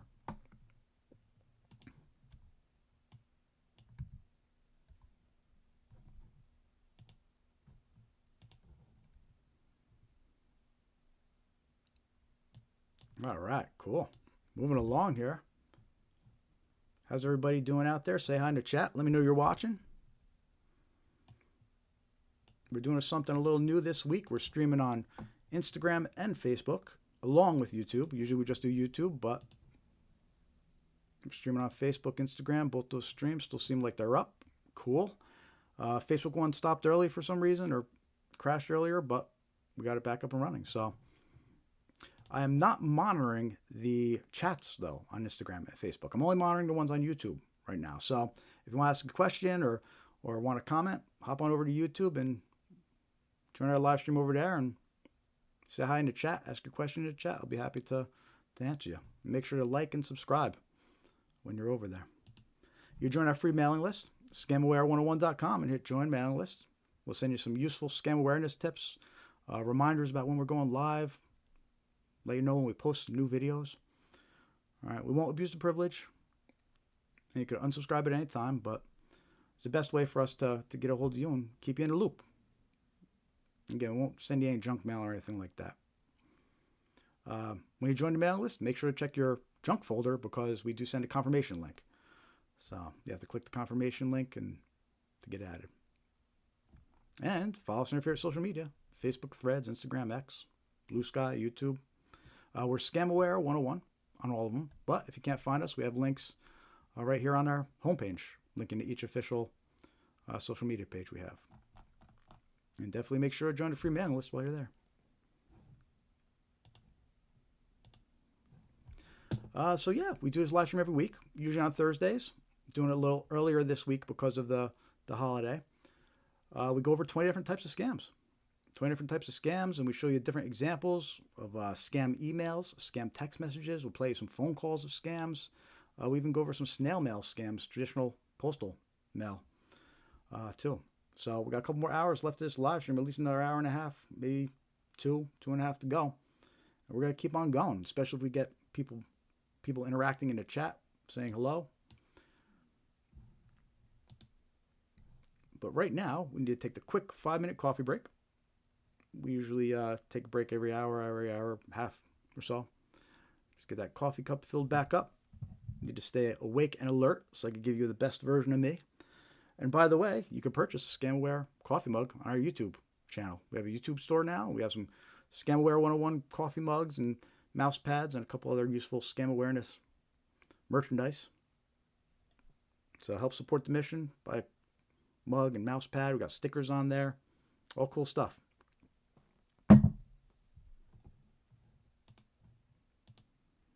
On that note, we're going to take a quick 5-minute break, refill that Scamaware 101 coffee mug, and then we're going to dive into some more common scams. And these are some of my favorite scams to go over. We got a fascinating video of a grandparent scam to show you.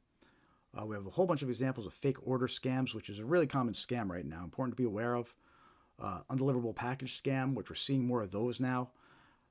Fake retail websites, all good stuff to be aware of and know about. And again, all these examples we share, most of them are recent. Most of them are only a few months old. Almost all of them are less than a year old. So, all active scams, all circulating now, all important to be aware of. But let's take a quick 5-minute break, refill that coffee cup. Say hi in the chat if you haven't yet. Hit that like button if you haven't yet. Let us know you're watching. And I'll be back in 5 minutes to continue with this, your number one source for scam awareness. Tips and protection, right? So stay tuned. Talk to you soon. 5 minutes. Be back.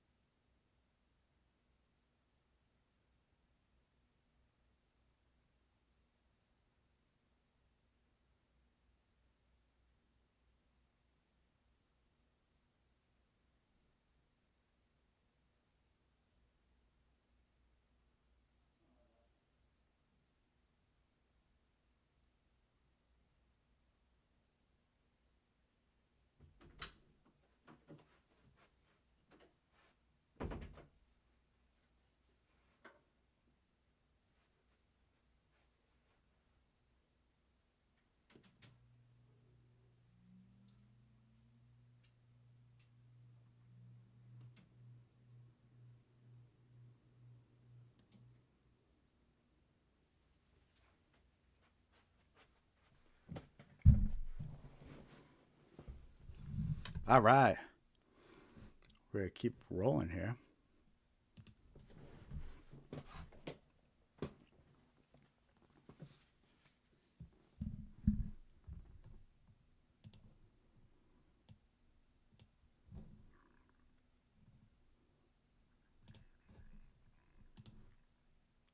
All right, cool. We're still good on Facebook, still good on Instagram, still good on YouTube.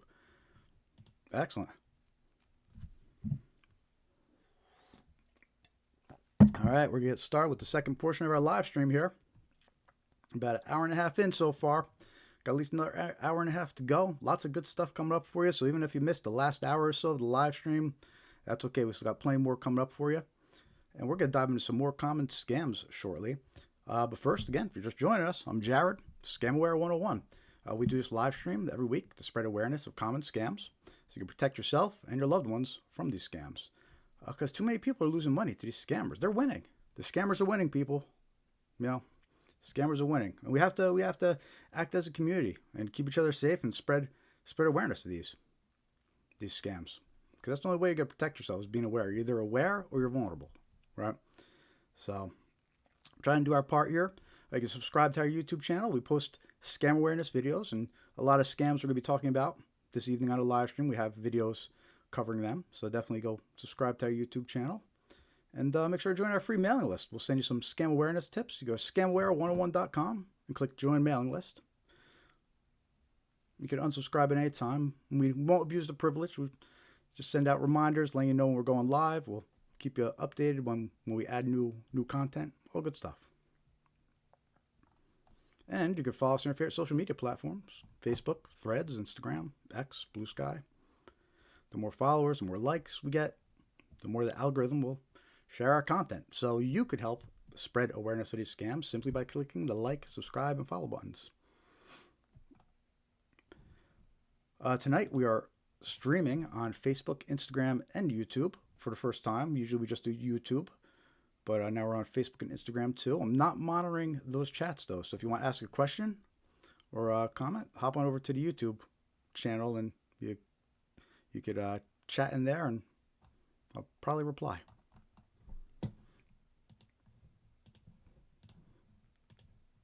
And if you want to help out financially, you can donate at scamaware101.com/donate. You can scan that QR code on your screen or just go directly to the URL.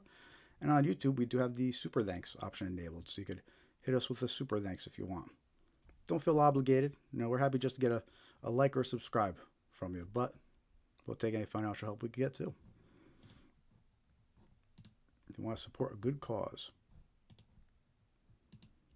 Now, with that said, let's get back into some common scams here.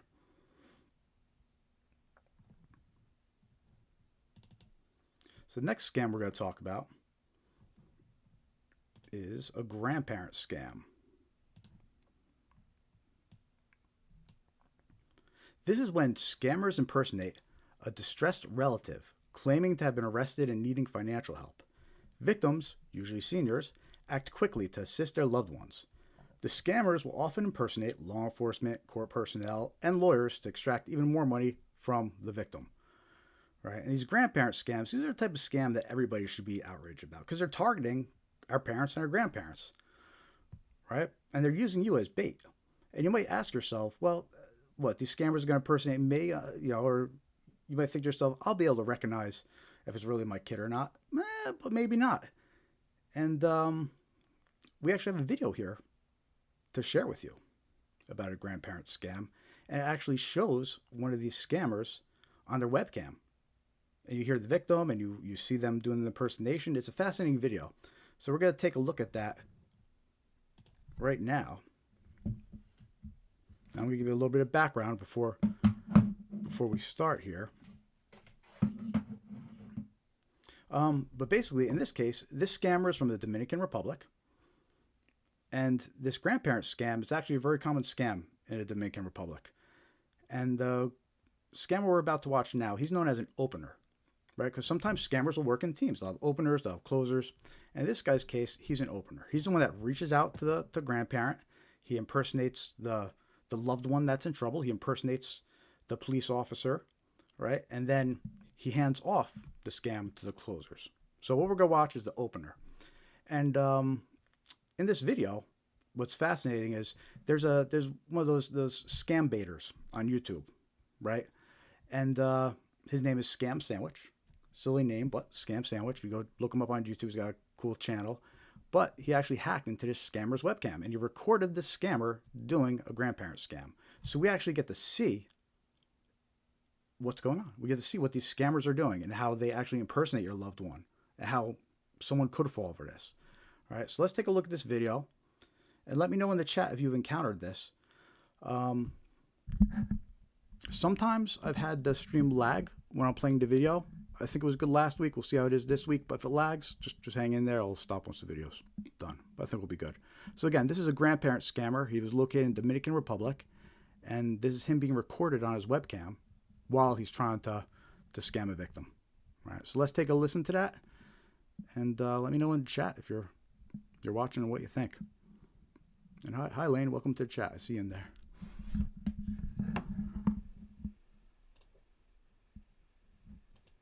Oh, Mom, I had a car accident. Huh? I had a car accident, Mom. Is this Linda? It's me, Linda. Where are you? I got a car accident. What happened? I'm gonna put the officer on. I got arrested. You got arrested? Hi, ma'am. Yes. Hi, are you Linda's mom? Yes. What I'm gonna need you to do is grab a pen and paper and write down Linda's case number, ma'am. I need you to hurry up, please, ma'am. Case number? It's the number 2. 2? The letter B as in boy. Can you read that back to me?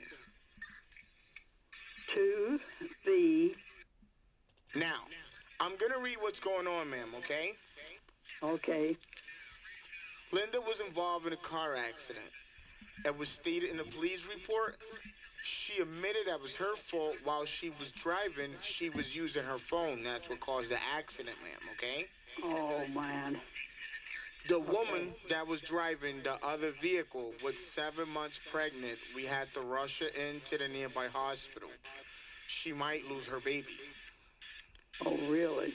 Yes. Now, we actually confiscated her cell phone for legal evidence, so she cannot receive or cannot make calls.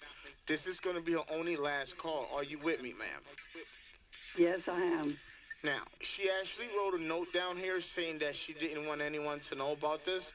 Let's honor her wish for right now because it's too much for her right now. That's what she's saying. Okay. What I'm going to need you to do, ma'am, is stay by the phone and wait for the lawyer to call, okay? Okay. Okay, bye-bye, ma'am. All right, bye. The next. So that was an actual scammer in the Dominican Republic performing one of these grandparent scams. It was recorded by a YouTuber. It goes by the name of Scam Sandwich. So check out his channel for the full video. The full video is fascinating. That's just a short clip, to give you an example. But the full video is fascinating. And just so you're aware, the victim in this video, he was able to reach her and warn her that this was a scam. So the victim in this case didn't lose anything. But what's important to recognize about that video is, do you see how a victim could be tricked into thinking that was their loved one? The scammer calls up and he impersonates a loved one, but he's crying. He's crying. It's a real quick conversation. Mom, I'm in trouble. And then he hands over the phone. He starts impersonating the cop, right? So the victim doesn't even have a real much of a chance to even determine if that's really her kid. He just hears someone upset, crying. It could be their kid, right? And the next thing you know, she's talking to a cop in her head, right? So the scammer impersonates the cop too. He goes from immediately impersonating the kid to impersonating a cop. He has police scanners playing in the background to make it sound like he's in a police station. And did you notice the red flag where he says, your daughter has requested not to tell anybody about this, so let's respect her wishes. Right? That's the red flag for the request for secrecy that we mentioned earlier.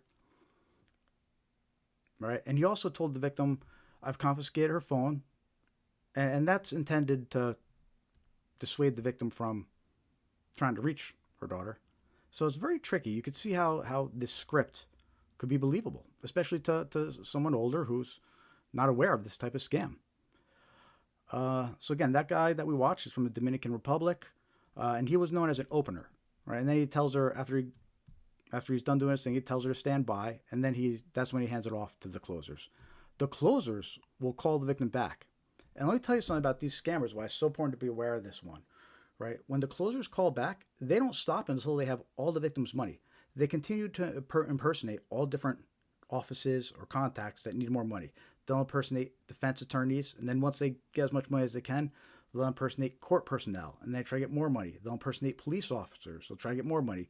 They'll just keep on making up agencies and people to impersonate until the victim has no money left. So these scammers are ruthless, and it's important to be aware of this type of scam.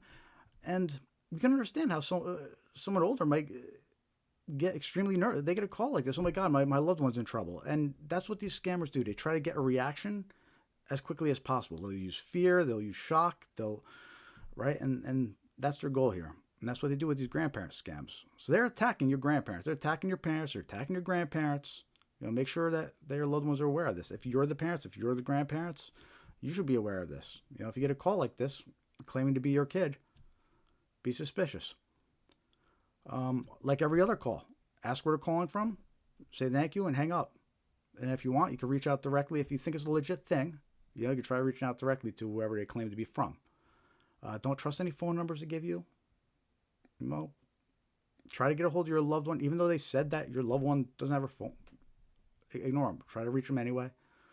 Right? These grandparent scams, they're out there. They're good at it. They're good at what they do, and people are falling for them. There's this news article that I have attached here about these grandparent scams, specifically about the scam that was running out of the Dominican Republic, where this scammer was located. I just want to read a couple notes from this article about this, because it gives you a peek and explains a few things more about this scam, and along with a peek behind the scenes. But NJ Federal Court charges 3 additional Dominicans in grandparent scam. This was from August 6, 2024, so it's less than a year old. According to an indictment, the conspirators engaged in a long-running grandparent or family in need of bail scam against hundreds of seniors across the United States, including New Jersey, New York, Pennsylvania, and Massachusetts. As detailed in court filings, member of the conspiracy referred to as openers, and that's who we just watched in that video, he was an opener, called elderly victims in the United States and impersonated the victim's children, grandchildren, or other close relatives. Typically, the victim was told that their grandchild had been in a car accident, was arrested in connection with an accident, and needed help. Right? And that was the exact narrative that we just watched this scammer do. Once openers tricked victims into believing their loved ones were in dire trouble, others working at the call centers, known as closers, allegedly impersonated defense attorneys, police officers, or court personnel and convinced victims to provide thousands of dollars in cash to help their loved ones. All right, so this is a big scam. It's common out there.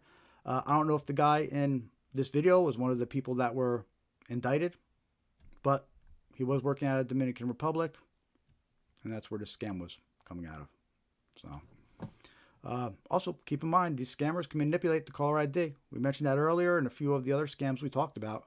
Scammers can manipulate the caller ID. So when they're calling and impersonating police stations or sheriff's offices, they'll show that number on caller ID. You can't trust it just because the caller ID, seems to support their, who they're saying they are. But caller ID, scammers manipulate it. We know they do it. Can't trust it. You have to hang up and verify directly. You can't trust caller ID. But anyway, that's a grandparent scam. Watch out for them. Be aware of them. Make sure your grandparents and parents are aware of them. What they say, what the official action is supposed to be, is you're supposed to think of like a password or passphrase to use with your loved ones in case the situation ever does arise where you need to verify you are who you are. So maybe a secret question or phrase or something like that. That's how they say, that's what they say you should have in these situations. No, it's not great. I wish there was more I could tell you, but this type of scam, you kind of have to rely on that.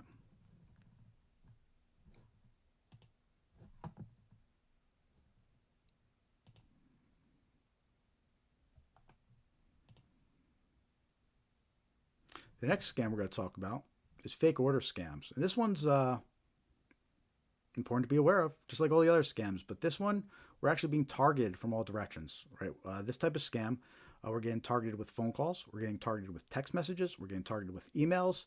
This type of scam is extremely common, and it's coming from all directions. So you need to be aware of it.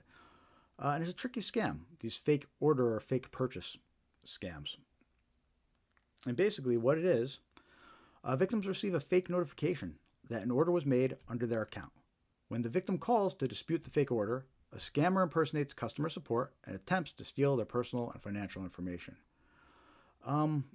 There's a common narrative a lot of these scammers will follow. Once they get you on the line and get you hooked on the phone, a lot of times they'll say that someone has stolen your identity or someone is placing purchases under your accounts. And what they'll do is they'll tell the victim that they need to transfer their money so it's safe from whoever's in there, right? But that's the scam. That's how they fool the victim into transferring their money out of their account. And in the case of a fake order scam, a lot of times that's the narrative it leads to. Victims receive this fake notification that an order was made under their account, right? When the victim calls to dispute the fake order, a scammer impersonates customer support. When they're impersonating customer support, what they'll do is they'll tell the victim, somebody has access to your accounts. Somebody's making purchases under your accounts. You need to transfer your money out of those accounts. You need to transfer over to this other account. And they'll claim to transfer them to a bank, and the victim will think they're talking to a bank or an agency. But we're going to spend a little time on these fake order scams. I have a lot of examples to show you, and this is an important one to be aware of because, again, they're targeting us from all directions. Email, phone, text message.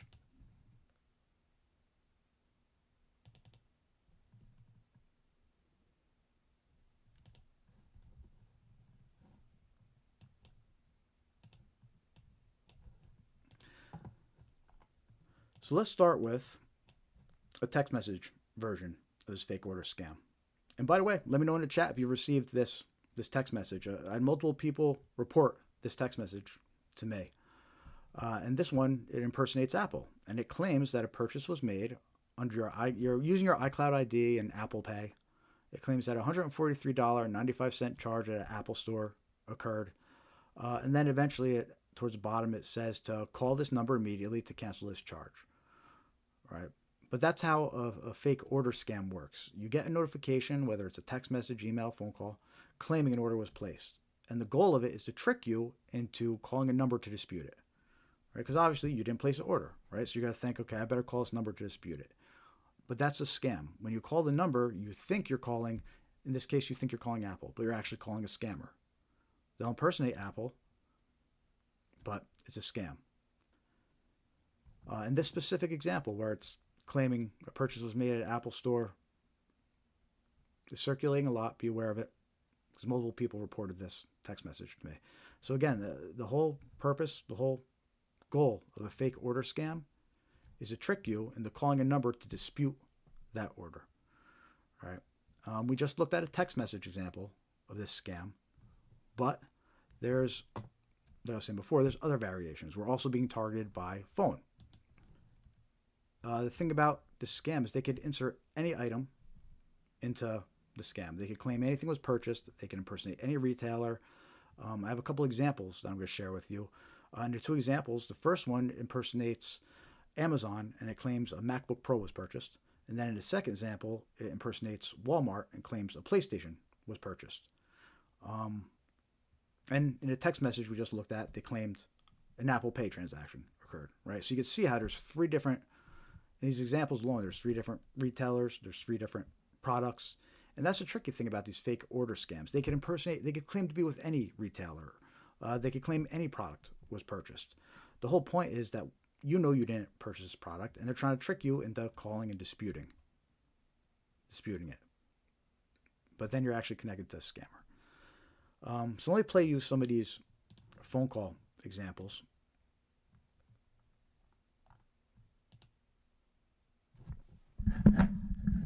Again, in this first example of fake order scam phone call, it impersonates Amazon, and it claims a MacBook Pro was purchased under your account.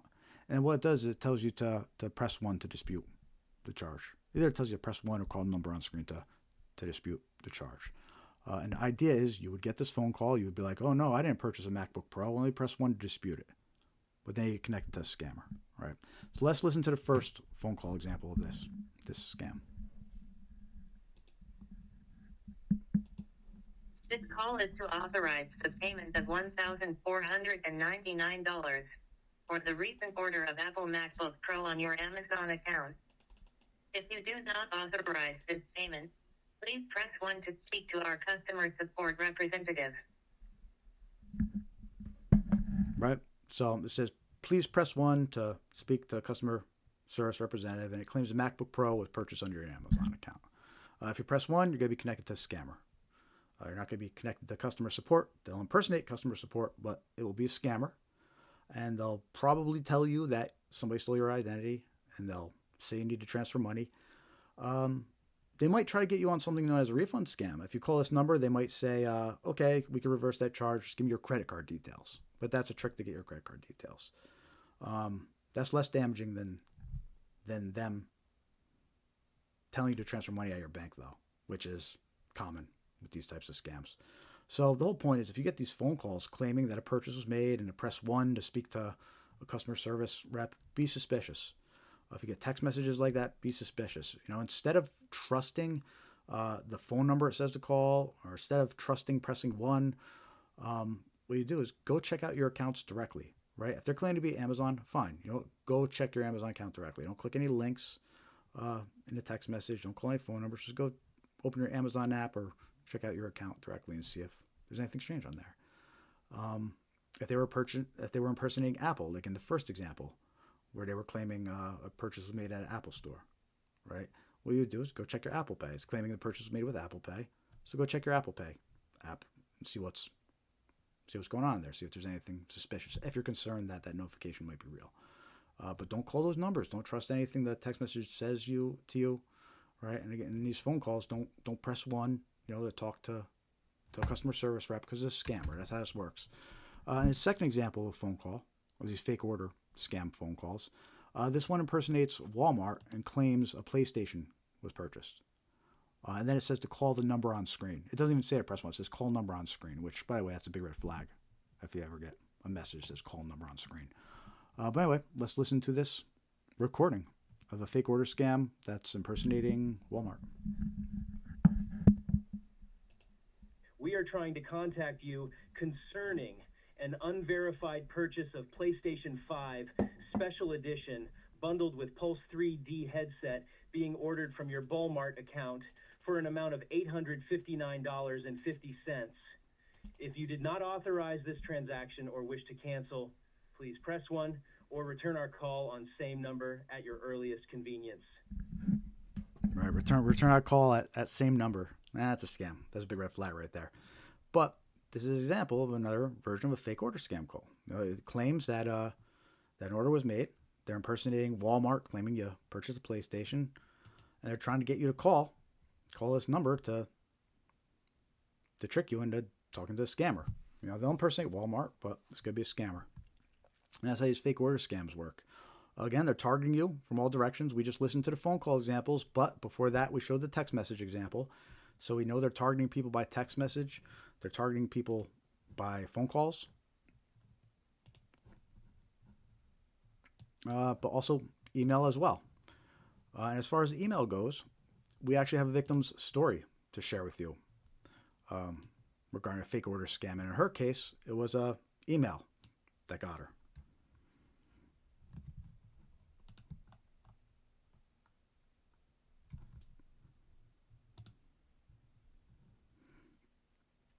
So this article is from August 2nd, 2024. Happened in July 2024. So about a year ago, but we still know this is a very common scam. It's still going strong, and even more now, if not then. And here's her story. It gives some additional details. And in her case, again, she fell for a fake order scam, but it was an email version. Here's what the article says. And again, before I even read it, this is why it's important for victims to share their stories. Because we read their stories, we learn from their mistakes, what to watch out for, and what red flags there are that these scammers will leave behind. So let me read a little bit of this article to you.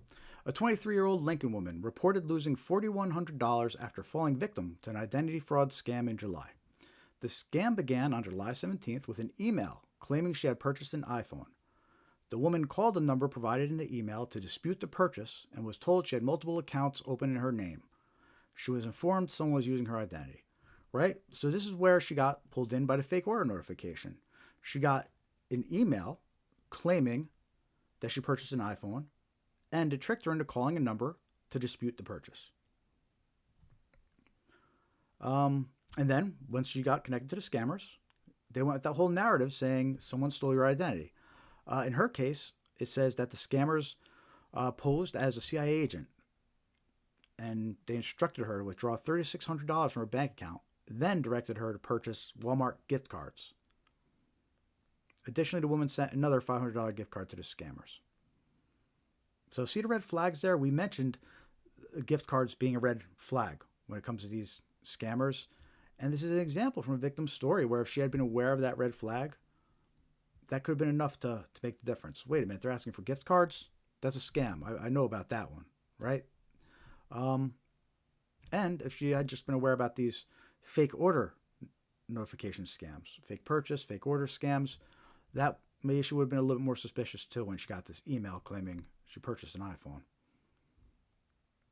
So that's just an example of the email version of these fake order scams.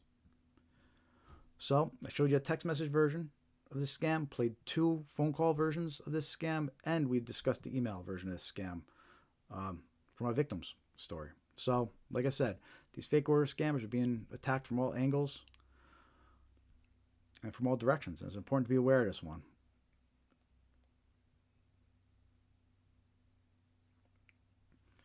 Just checking in with the chat here. Yep, I see Dave saying, people ask how someone could fall for these scams.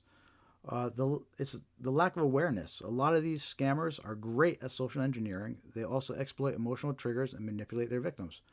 Right? Exactly. They do this all day long. It's their job. They're great at social engineering and manipulating emotions. They're working off of scripts. They know how to answer common things that a victim might ask or say. So very, very convincing, these scammers. And they're only becoming more convincing with AI. Now AI does a lot of work for them. You know, we mentioned earlier, some of these scams, when you see spelling errors or capitalization errors or grammar errors, that's always a red flag. But now, with AI, there's going to be less of that. The AI generates nice, clean scam text for them. They could have a AI voice that sounds professional and legit, robocalling people. So they're only becoming more and more convincing with AI scams. So it's more important than ever to be aware of these scams, and so you can recognize them, or at least pause and realize that these are common scams and it's worth looking into. I'm telling you, once the money's gone, very rarely do these victims get it back. We hear horror stories. Retirees losing their retirement savings.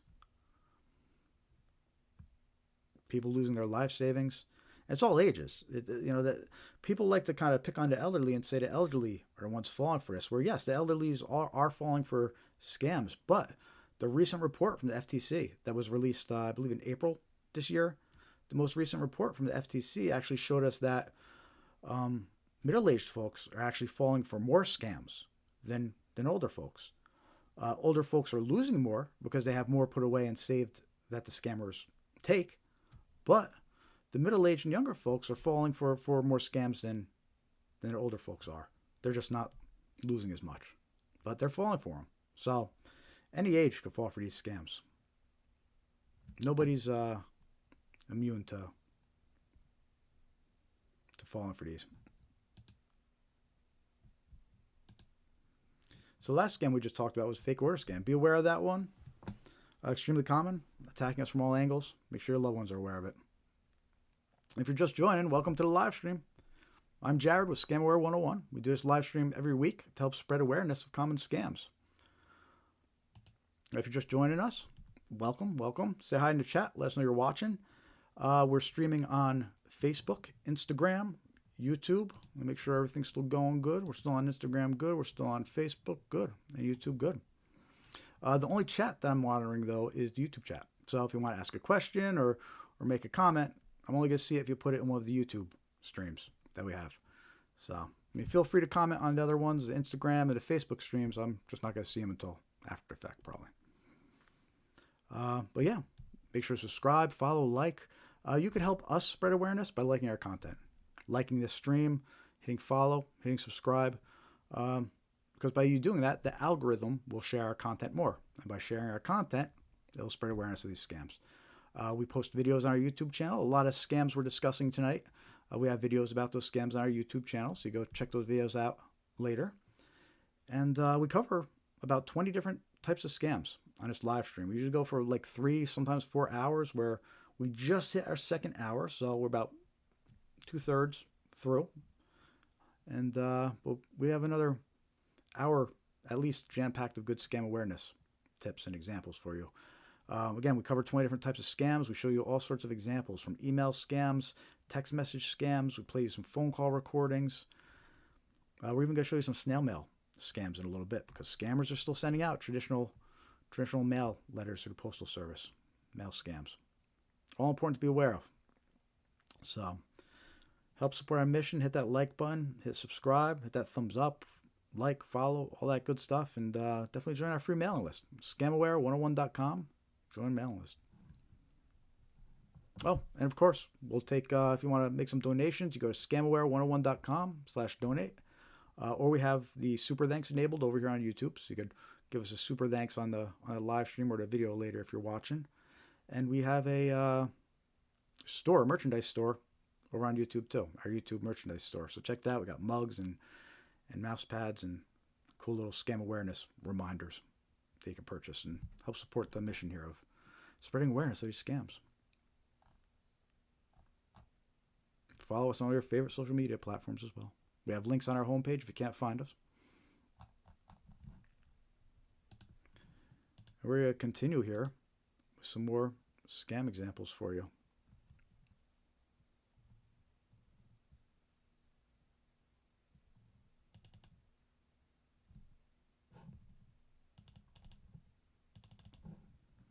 So the next scam we're going to talk about are undeliverable package scams.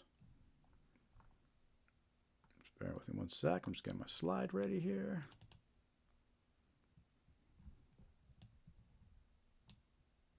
All right. So the next scam we're going to talk about here is undeliverable package scams. And what this is victims receive fake notifications about undeliverable packages and are asked to click a link to resolve. The link opens a fake website impersonating UPS, FedEx, or USPS.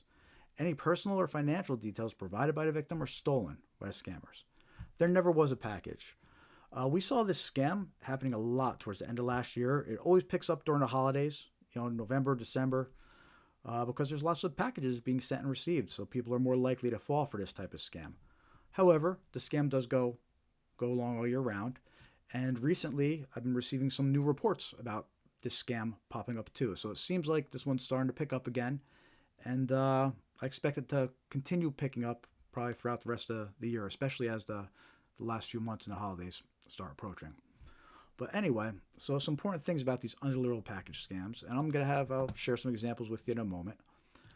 But it's important to realize that these delivery services do not send text messages like these. All right, they're not going to send you text messages claiming that a package can't be delivered. They just don't do it. All right, so right off the bat, if you get a text message claiming you have a undeliverable package, it's a scam.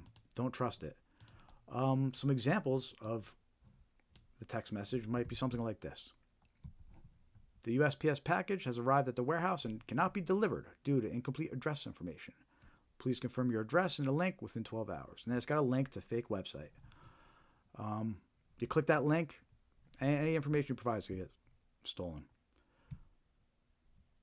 Also, something to note about these scammer text message, a lot of times they have this instruction at the end where it says, please reply yes, then reopen the message. If you see that noted at the bottom of the text, that's a big red flag. And we'll see that on a few more examples of scam text messages. But again, we're talking about undeliverable package scams, and that's when you get a text message claiming you have a package that is undeliverable. There's another example. In this example, it has an attachment. In fact, in the next two examples, these are attachments. has the USPS logo. This came in as a text message. It says, your package has arrived at the distribution facility, but we are unable to deliver it due to incomplete address information. And that tries to trick the victim into clicking the attached HTML file, right? Mentioned it earlier in the stream. Going to say it again. Do not open attachments in unsolicited emails, unsolicited text messages. You do not want to open attachments that you weren't expecting. At best, they'll direct you to a fake website. At worst, they'll install malware onto your computer or device. So it's not worth the risk. Don't open attachments that you weren't expecting, especially if they're claiming to be from USPS and being text messaged to you. This example on your screen is real. It's a text message. It has HTML attachment. Another example, text message, same story, USPS logo, but it's got a PDF attached. So you know scammers are sending out these text messages with attachments, as well as just the text messages with the links, just trying to trick you into clicking those links and entering fake information. If you did click on one of those links, it might take you to a website that looks like this. All right, it's got the USPS logo up top, and it says they're only going to charge you a $3 redelivery fee. But again, this is a fake website. Any credit card details you enter, they're going to steal, and they're going to do a lot worse than charge you $3. A more convincing looking website it might take you to. This is an example of one of these scam websites. And it looks legit, right? This can fool somebody. It's got the USPS logo. It's got a fake tracking number. It's got the color theme down. But any shipping information, payment information entered, it gets forwarded to a scammer, and they're going to do bad things with it.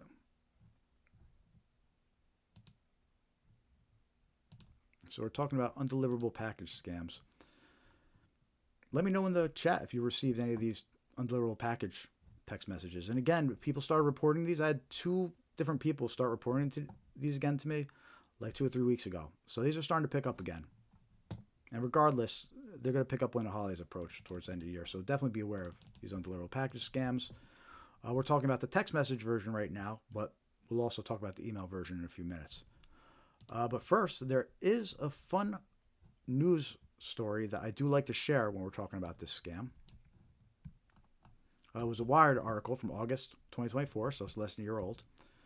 But basically, USPS text scammers duped his wife, so he hacked their operation. Right, so that's a win. That's a win for the good guys, right? Basically, this guy's wife, fell for this undeliverable package scam, and scammers got their credit card details. But apparently, the husband was an IT guy and knew how to get in their systems, so he actually hacked into the scammers' systems, and he actually obtained a lot of information about the scam operation, how it works, what's going on behind the scenes, and this article revealed some fascinating details about this specific scam, these undeliverable package scams.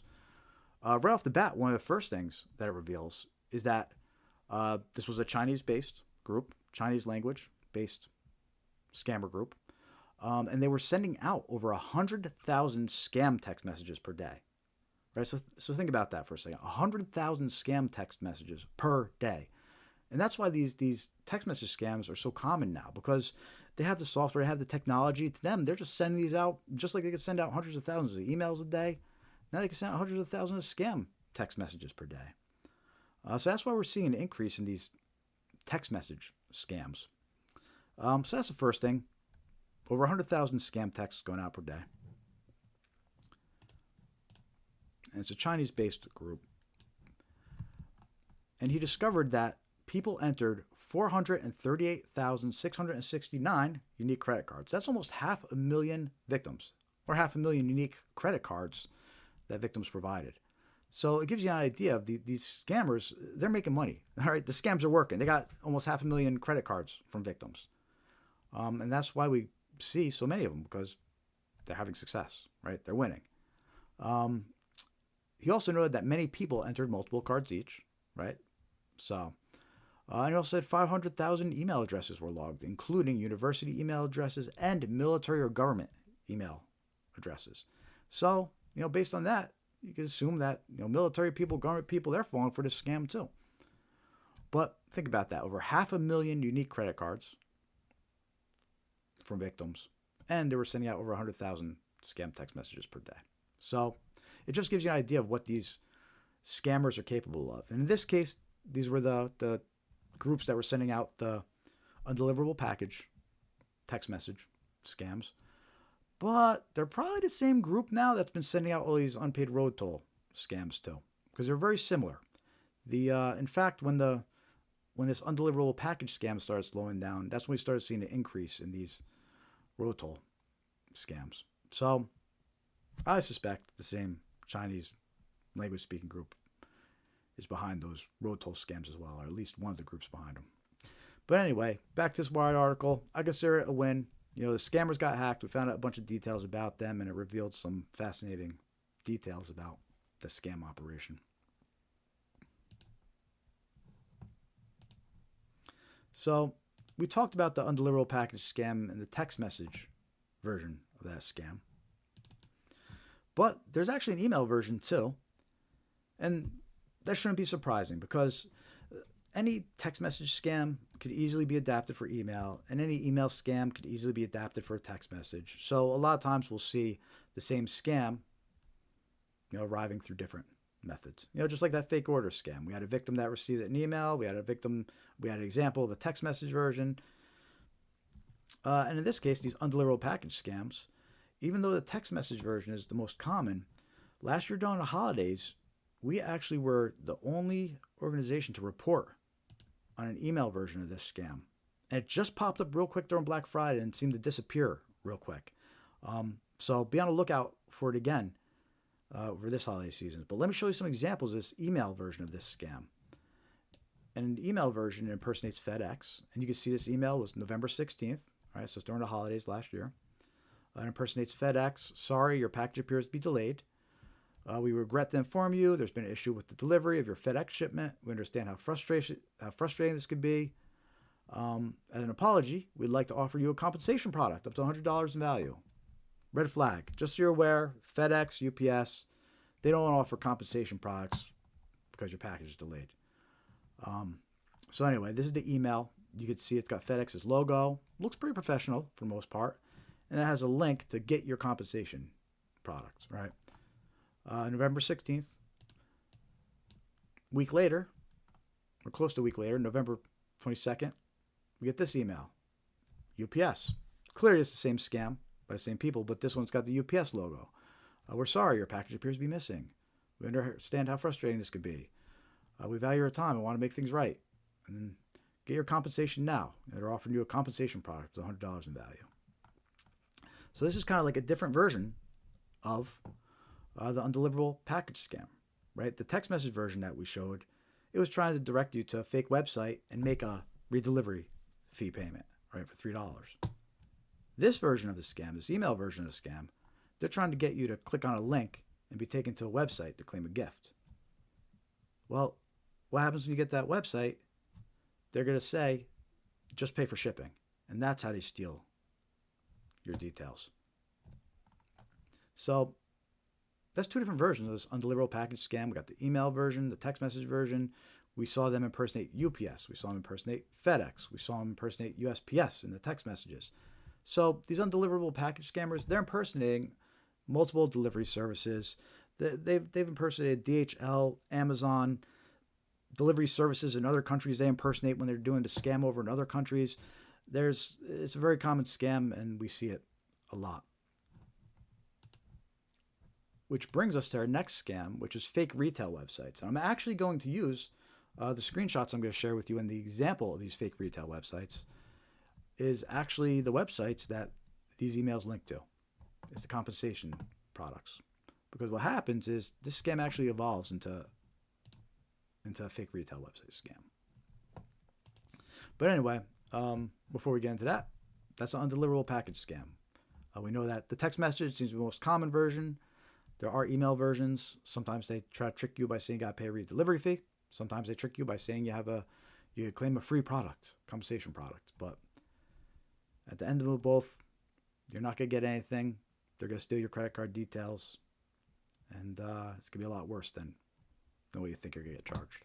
So don't fall for it. These fake undeliverable package scams, again, FedEx, UPS, USPS, they do not send out text messages telling you packages couldn't be delivered. They do not send out emails like this either. Keep in mind, if you want to track a specific package, you could do that, and you could request updates for a specific package, but it doesn't happen by default. You're not going to get a random text message about a random package or an email about a random package saying it couldn't be delivered. It doesn't work that way. You would actually have to go and request package updates first before ever receiving any of these. So, and even if you did, they wouldn't be offering free products or asking you to pay a fee. So don't trust this. You get any kind of undeliverable package notifications, whether it's a text message or an email. It's a scam. Don't trust it. And be aware about this one, especially during the holidays, because it always picks up towards the end of the year. There's lots of packages being sent and received for the holidays. Watch out for this scam. And again, watch out for it currently, because there's been an increase in reports. Slowed down for a while, and then suddenly out of nowhere, 2 people reported this scam recently.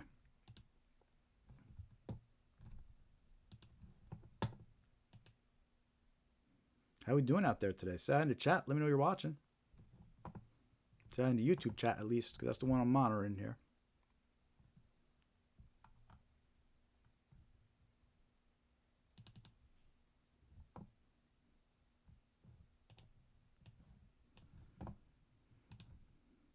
All right. If you're just watching, just joining, I'm Jared with Scamware 101. Welcome to our weekly live stream. Today we're streaming on Facebook, Instagram, YouTube, which is new. Usually we just stream on YouTube, but now we're streaming across multiple platforms here. So say hi, hit that like button, subscribe, follow, let us know you're watching. Again, the only chat I'm monitoring is the YouTube chat. So if you have a question or want to reply, hop on over to the YouTube channel, say something in our live stream over here on YouTube. I'll do my best to reply to everybody and answer any questions.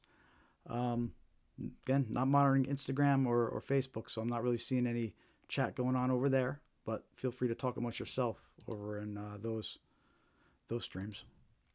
And definitely hit that like button. Hit that like button, follow if you haven't followed yet, subscribe. Help us spread awareness about these scams. That's our goal, to spread awareness about common scams. And you could help by just liking our content and helping the algorithm spread our content.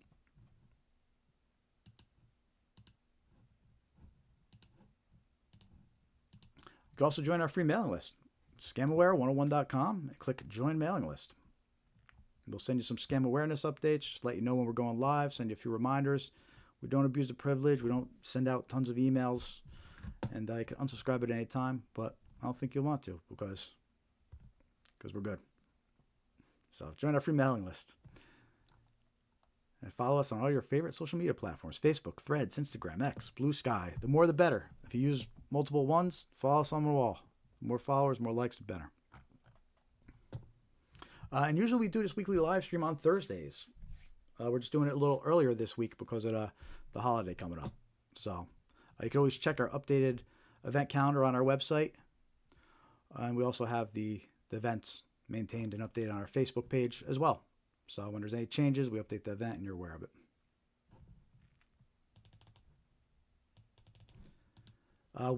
We usually cover about 20 different types of scams on this live stream every week. We're about halfway through now, through the scams. We share tons of examples, emails, text messages, phone calls, all important scam awareness details to be aware of. But right now, we're going to talk about some fake retail website scams. And the way this one works is scammers create a fake website to sell products that are never delivered. Victims are lured in by unbeatable deals and lose money once they pay. These scams often target holiday shoppers or those seeking trending items. Right? Because it's very easy for scammers to throw these websites online. A lot of times they have software that's already got it all preset up and built. This specialized black market scam software, and they could publish a website or a fake login page in minutes, a fake checkout page in minutes. It's not a big deal for a scammer. And some examples of these fake retail websites, what they'll do is they'll offer you amazing products, but they'll say just pay for shipping. Right? So you'll think you'll be getting like a $200 product. That's great. I only have to pay $8 for shipping. But it's a trick. They're going to steal whatever information you enter. They're going to steal any billing, credit card, banking details, anything you enter. Scammers going to steal. You're never going to get the product. So let me show you some examples of these fake retail websites. And again, these were actually the examples that the undeliverable package scam email that we just went over a link to. So you can see how that scam evolved into a fake retail website scam. But in this case, Black Friday banner across the top. They're trying to make it look like it's some amazing deal. Wireless headphones available for free, valued $175. Just pay $8.95 for shipping. That's a scam. Anything you enter in here, any shipping information, payment details, is going to get stolen by the scammer. It's another example. Right, this one claims it's a portable heater. Again, valued at $175, but get it now, just pay for shipping, $8.69. But it's a scam. Any information entered gets stolen. The scammer will use it to purchase a whole bunch of stuff for themselves. Then we have the wireless earbuds. That's always a hot item, right? Valued at $175. Get it now, $8.69 shipping. But that's how they get you. A lot of times these offers where it's a product worth $100, $200, just pay for shipping, it's a scam. They're just trying to trick you into entering your billing information so you can steal it. And they'll use trending items. I'm going to show you another example later of a different scam, but they use wireless earbuds to try and trick you. It's actually like a snail mail version of this kind of. But again, these are fake retail websites. You need to watch out for these. And the thing about these fake retail websites is you could arrive on one of them in many different ways. I already shared the example of that undeliverable package scam email. The email offers you a free gift. And that could just be an email that comes from any retailer or any scammer impersonating a retailer saying, hey, you've been a great customer. Here's a $50 gift certificate to Amazon. Not a gift certificate. Here's a link to a free Amazon gift. And then it links you to a fake website. Or you received a free gift as a valued customer. They make it look like you click this link to a jewelry store and get a free gift from a jewelry store. Right? So it could be an email. That's my point. You get a fake email offering you a free gift. That's one way you could arrive on these fake retail websites. Another way is advertisements, right? Because these scammers, they'll purchase advertisements to these fake websites. You'll find the advertisements on social media, like on Facebook, for example. Lots of scam advertisements on Facebook. Then they link to these fake websites. So you might see a ad that a scammer purchased on Facebook offering this free product. But it's a scam. Just because it's an ad you're seeing on Facebook, that doesn't mean it's legit. Anybody can buy Facebook ads. Scammers do. And then there's the Google search results. These scammers, they'll purchase sponsored listings. This way, if somebody's searching for these items during the holidays, for example, they'll purchase sponsored listings, and the listing will link to these fake retail websites. So you can't trust ads. Even if you're on a legit website, you might be on a news website, for example, that is a legit news website, but they use third parties to insert the ads on the page. So you might be on a legit website, but the ad that gets shown is from a third party, and they might let a scammer through. So you might see ads for these scams on legit websites. So these scammers have all different ways to try and pull you into their fake websites. So be aware of these fake retail websites. Do your due diligence if you're going to use a website you've never used before. Check and see if there's reviews. Do a quick Google, see if anybody's reporting it. Finding nothing about the websites is almost as bad as finding bad reviews about a website. If there's no information about a website, you shouldn't trust it either. In this case, in these fake retail websites I'm showing you, when I did the research, they were so new, there was nothing reported on them. So finding nothing about a website is just as bad as finding bad reviews. Right? You shouldn't trust either. You should use a website that your friends have used, you could trust it, or a website that you find reviews that look real and reliable. And look, if an offer seems too good to be true, a lot of times it is. Most of the time it is. I would say almost 100% of the time it is. So be suspicious of any offers that seem too good to be true, especially if they're on websites you've never used before or heard of. The scam picks up during the holidays. It happens all year round. There's a recent one for a jewelry store that was going out of business. I forget the name of it, but it was a jewelry store that went out of business, and a whole bunch of people got tricked into. They received emails saying it's a going out of business sale, and it linked to these fake retail websites, and they impersonated a jewelry store. So all these people spent thousands of dollars thinking they were getting all these great deals on jewelry, but they're fake retail websites, and the scammers knew to impersonate the jewelry store, to make it seem like it's realistic. So anyway, those are fake retail websites. You need to be aware of them. You need to watch out for them. If an offer sounds too good to be true, it is.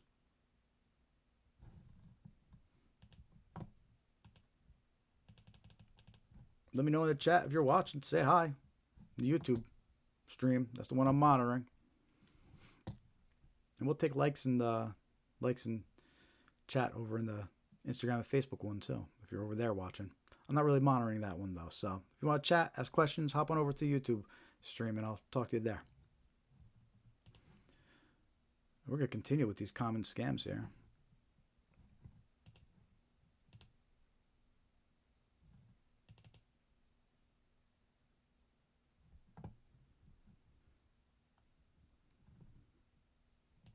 Next scam we're going to talk about is a gift card received scam. And we're going to talk about the email version. So you might get an email notification that you received a gift card. Or let me rephrase this. Victims receive an email notification that they received a gift card. When the victim attempts to activate the gift card by clicking a link, malware is installed on their device, or a fake website is opened to steal personal information. And this is very common, these fake gift card scams. It's very similar to the fake retail website scams we just talked about, where the victims get an email about products or whatever, and it has a link to it. Well, in this case, victims get emails about gift cards. And the gift cards could be impersonating retailers. The gift cards might say it's from your employer or from a family member. Or it could just say that's from a retailer that's giving you, appreciate your business, so here's a free gift or a free gift card, right? But it's a scam. They're trying to get you to click a link that's going to infect you with a virus, or they're trying to get you to click a link that's going to ask you for billing information, to link it to the card or verify who you are. There's some scam at the end of that link, right? So what you want to do, well, let me show you an example first, and we'll talk about what to do. Here's an example of an email you might get. And this one impersonates Venmo. It says that your $50 gift card is here. And it says your company has given you an employee rewards card. Activate your card today. All right, but this is a scam. So if you get if you get an email you weren't expecting claiming that somebody sent you a gift card, whether it's an employee, or employer, or a family member, don't trust the link until you confirm they actually sent you this. And what I mean by that is, in this case, where it says your company has given you an employee rewards card, before you go clicking any link, reach out to your company and see if they actually sent it to you. Reach out to your employer and see if they actually sent you this. Especially if you're at work and you get this notification, because that could be a scammer trying to target your business.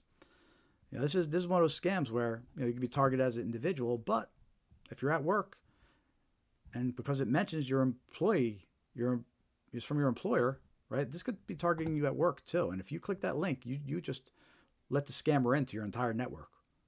You just destroyed the company you work for because you just let them in. So that's the business case of this type of scam. It's dangerous. But it's just as bad for the individual. You enter your information to go steal any details you enter. So again, if you get some kind of notification for a gift card that you weren't expecting, an email notification, you want to reach out to the person who it supposedly came from, whether it's your employer in this case or a family member. If it says that's from a family member, reach out to that family member. Because yes, scammers will know family members to try and trick you. Right? We already learned that in the grandparent scam example we shared. And plus, if somebody sends you a gift card, you're going to want to thank them anyway, right? So it's a 2-for-1. You reach out to them, you confirm it's real, they actually sent it to you, and then you thank them. So boom, there you go. But again, that's an example of a gift card received scam. It's the email version of that scam. So be suspicious if you're getting gift card offers in the email that you weren't expecting.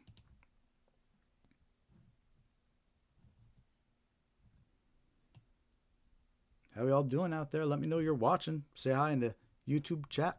Not really monitoring how many people are watching, so the only way I can really gauge it is the interaction in the YouTube chat. So definitely stop over, say hi, hit the react button, hit like. Let's see if we get some more people in here by hitting the like button. Subscribe if you haven't subscribed to our YouTube channel yet.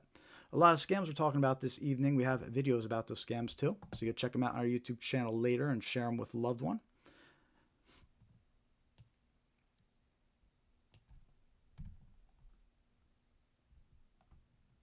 It's almost time for the second and final coffee break of the live stream. Because we're about 2.5 hours in. But we're probably going to go for about another hour. So, and that final hour will be uninterrupted.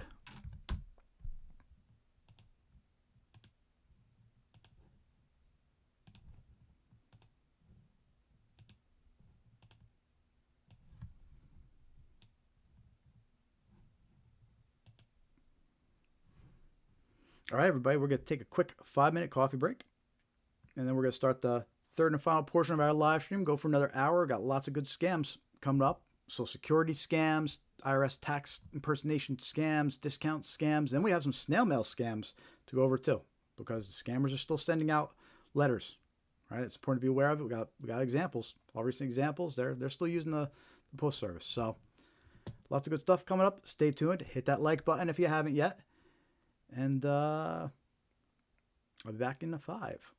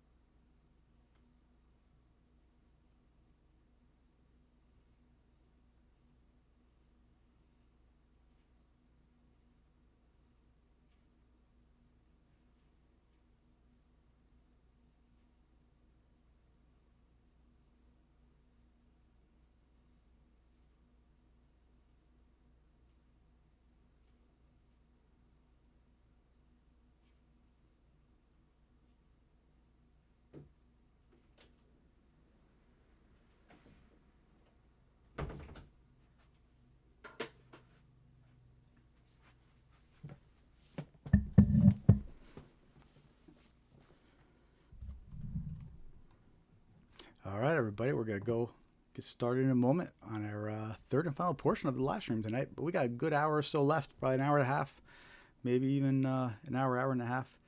Got about 10 more scams to go over. I'm going to show you some tools and software to help protect yourself. So a lot of good stuff coming up on this live stream this evening.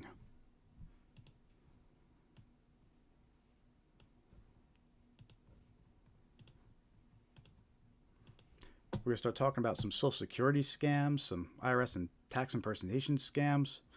Lots of good stuff coming up here. And before we get started, click that join mailing list on scamaware101.com. If you join our free mailing list, we'll send you some scam awareness tips, reminders when we're going live, all good stuff. We won't abuse the privilege. You can unsubscribe at any time. Check out Scamaware 101 and click join mailing list. You can also follow us on all your favorite social media platforms: Facebook, Threads, Instagram, X, Blue Sky, YouTube.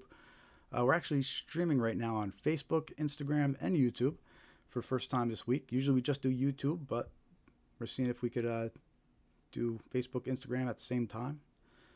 So say hi, hit that like button, let us know you're watching.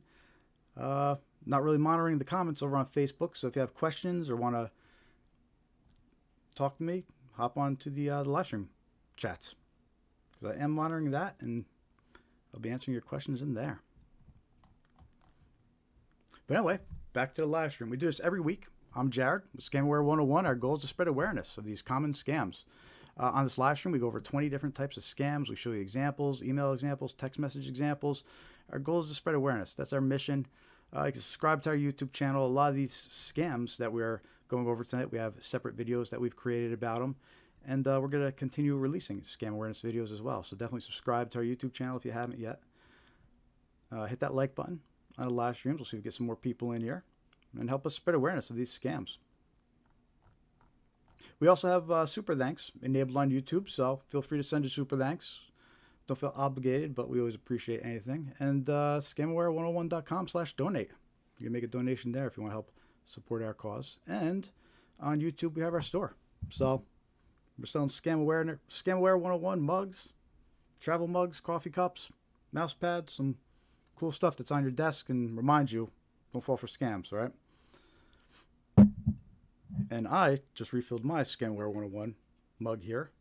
So I had to stay caffeinated for you people and give you some useful information for the last hour, hour and a half of our live stream here. So say hi in the chat. Let me know you're watching. Hit that like button. And let's get into some more of these scams here. And the next scam we're going to talk about is Social Security scams. So bear with me. I'm just bringing up the slide here.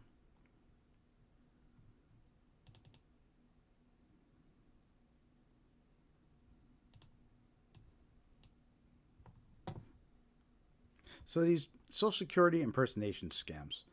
There's a couple different variations of this to be aware of. One of the variations is scammers impersonate Social Security officials and claim there are problems with the victim's number of benefits.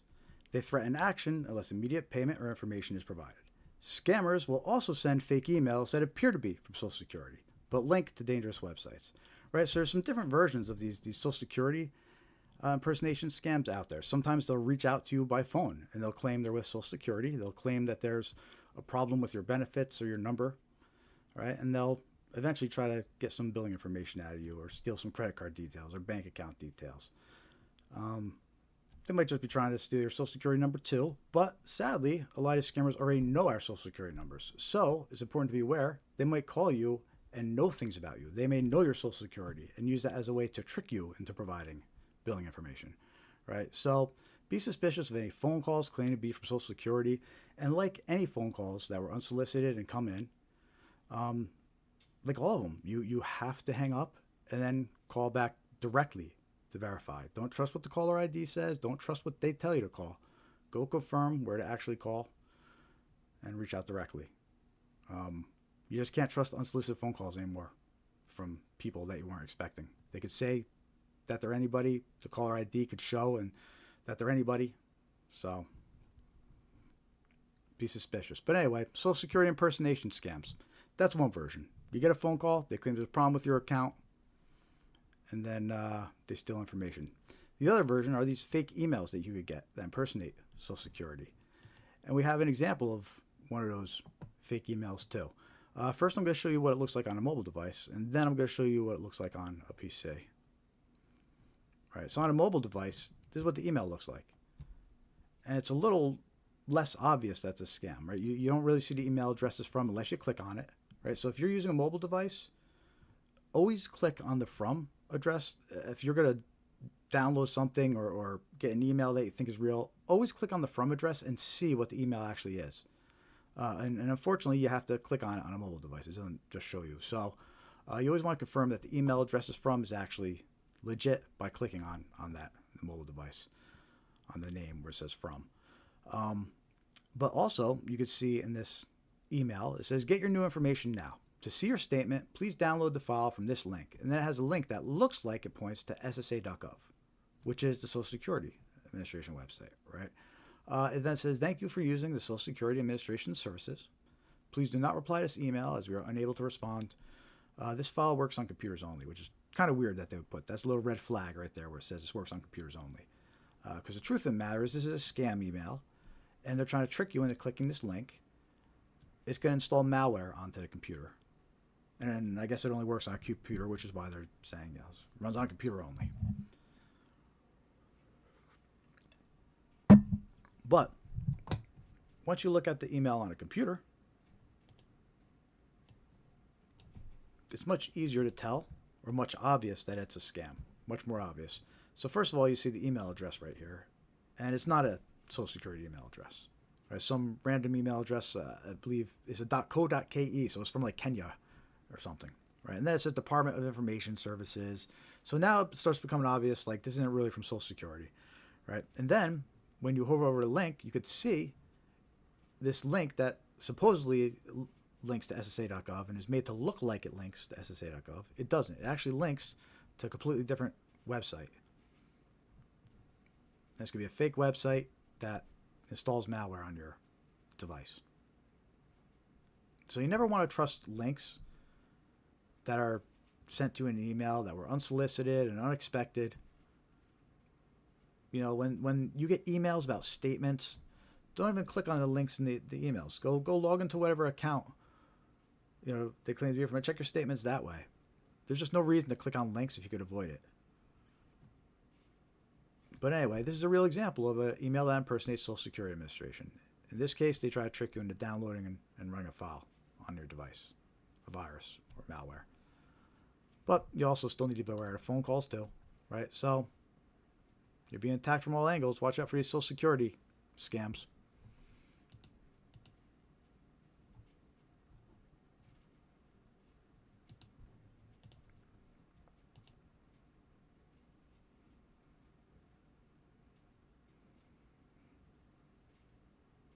Awesome. Thank you, Megan.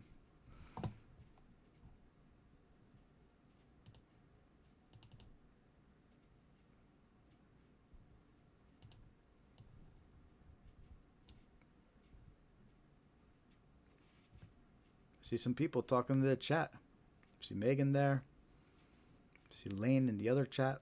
Anybody else in there? Say hi on the YouTube live stream chats. That's the one we're monitoring. That's the one we're answering questions on. If you're there, hit that like button if you haven't yet. Hit that react button, hit the like button. See if we get some more people up in this stream. We still got an hour or so left and lots of good information to share this week. Next scam we're going to talk about is tax and IRS impersonation scams. And similar to Social Security Administration scams, there's different versions of these tax and IRS impersonation scams that you need to watch out for. Some might be a phone call that comes in that impersonates the IRS and claims you owe money, or that there's a problem with your taxes. Right? You might get approached by a phone call or an email like that, claiming there's an issue. The other way is a text message, and we have an example of a text message to share with you as well. But definitely be suspicious of phone calls that you weren't expecting, that they're claimed to be from the IRS. And again, just like any other unsolicited phone call that you weren't expecting, you need to hang up the phone and then call directly if you're concerned that it's real, or confirm the information on the official website, right? But you have to. And look, again, these organizations, they realize that. They understand completely that if they're actually trying to reach you over the phone, they're well aware of these scams, and they should be perfectly fine with you hanging up and confirming some things, right? In fact, let's go back real quick to Social Security scams. This is a picture of a letter from Social Security, a real physical, an envelope that came in the mail from Social Security, right? And right on the envelope, in big letters, right? Scam alert. Scammers are pretending to be government employees. They may threaten you and may demand immediate payment to avoid arrest or other legal action. Do not be fooled. If you receive a suspicious call, and it says in all caps, hang up. And two, do not give them money or personal information. And it says you can report the scam at oig.ssa.gov, right? But this warning in big letters, like this is literally on the envelopes that Social Security has been sending out to people. So it's a threat. It's a serious threat. It's being taken seriously, and people need to be aware of these impersonation scams that claim to be Social Security or any government employees for that matter, right? The next one we started talking about was the IRS scams. So the same deal. You need to hang up and call directly and verify if you're concerned that's even real. But anyway, back to these tax and IRS impersonation scams. So, like I was saying, you need to look out for those phone calls, right? You get a phone call, claims to be the IRS, trying to get you to pay immediately over the phone, trying to scare you, right? Don't trust it. They should be perfectly okay with you hanging up and verifying. The IRS is well aware of scams, and they should have no problem with that. But the other version of these IRS impersonation scams that are circulating, here's a text message version, and we were actually warned about this one specifically by IRS this year. They warned us about this specific text message scam. And this example of an impersonation scam is they're not claiming there's an issue with your account. What they're claiming is that you're actually entitled to a $1,400 economic impact payment. And then it says, please provide your accurate personal information. We'll deposit the amount into your bank account or mail a paper check within 1 to 2 business days. And then it has a link to a fake website that's going to steal any banking information you enter, right? So this is a different type of IRS impersonation scam. They're trying to trick you into entering bank information, saying that you're entitled to $1,400. But this offer specifically, this text message, the IRS warned us about it. That's where the screenshot is from. It's from the IRS. They warned us about this specific scam this year. So they said there's no $1,400 economic impact payment. If there was, they wouldn't be texting anyway. So if you get a text message like this, be aware. It's a scam, 100%. And don't click that link. And notice how this link, they try to be clever. Right? It starts off with www.irs.gov. So you might think like, oh, this really points to irs.gov. But you'll notice then it continues with .subsidy-ion.com. So this doesn't really link to irs.gov. They just try to trick you by making that the first portion of this website, but the real website is subsidy-ion.com. So don't trust this text message if you get it. Don't trust any text message really from the IRS claiming you have money available. And also notice the instruction at the bottom of this again. We mentioned that instruction earlier about text messages. It's the red flag. If it says, please reply with yes, then exit and reopen, that's a red flag. That's from a scammer. They want to trick you into replying and reopening the message. If you reply and reopen the message, the link gets activated on iPhones. So not only does the scammer know you read and reply to their message, the link becomes active and is more likely you'll click it. So anyway, don't reply to mess with them, because then suddenly their links become active. Report it as junk, ignore it, and definitely don't think it's from the IRS. It's 100% not. We were warned specifically about this text message. Also, one interesting note about this type of scam, just to point it out again, we're warned this year about this text message version. But on the IRS website, 2 years ago, they warned about an email version of this scam. It's almost an identical scam. It said you're eligible to economic impact payment, but it came through email, not text message. So that's just another example of how an email scam usually ends up being adapted for a text message, or a text message scam is adapted for an email scam. So really be on the lookout for this type of scam, whether you get emailed about it, text messaged about it.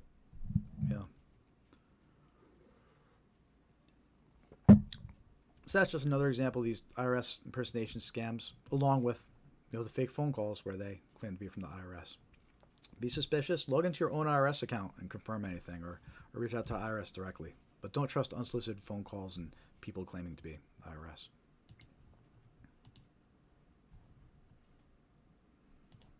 How we all doing out there? Let me know in the chat that you're watching. Maybe we've got about an hour or so left to go. And we're live streaming still on Facebook and Instagram and YouTube. Our Facebook stream got cut off earlier once, but it's been going good ever since for almost 2 hours now, so that's good. Don't know if anybody's watching or not. Not really monitoring the chat over there, but I am monitoring the YouTube chat. So hop on over to YouTube if you want to ask a question or share a story in the chat. And if you're just joining us, I'm Jared, Scamaware 101, and we do this live stream every week. And it's to spread awareness of common scams. Because awareness is key to avoiding becoming a victim. A lot of times, if it gets to the point where you're scammed out of money, you're never going to see that money again. So finding out after the fact is too late. You need to be aware of these scams so you can recognize them as soon as possible. Because the sooner you recognize them, the sooner you can cut off the scammer and not lose any money. Because these scammers, they want to take it all. They want to take it all. So you need to recognize it as fast as possible. And that's our goal here, is we share over 20 different types of scams, all recent scams, all circulating now, all important to be aware of. And we share examples, including email examples, text message examples, phone call examples. Again, all active scams that are circulating, and individuals need to be aware of them. Because all these scams, they target individuals.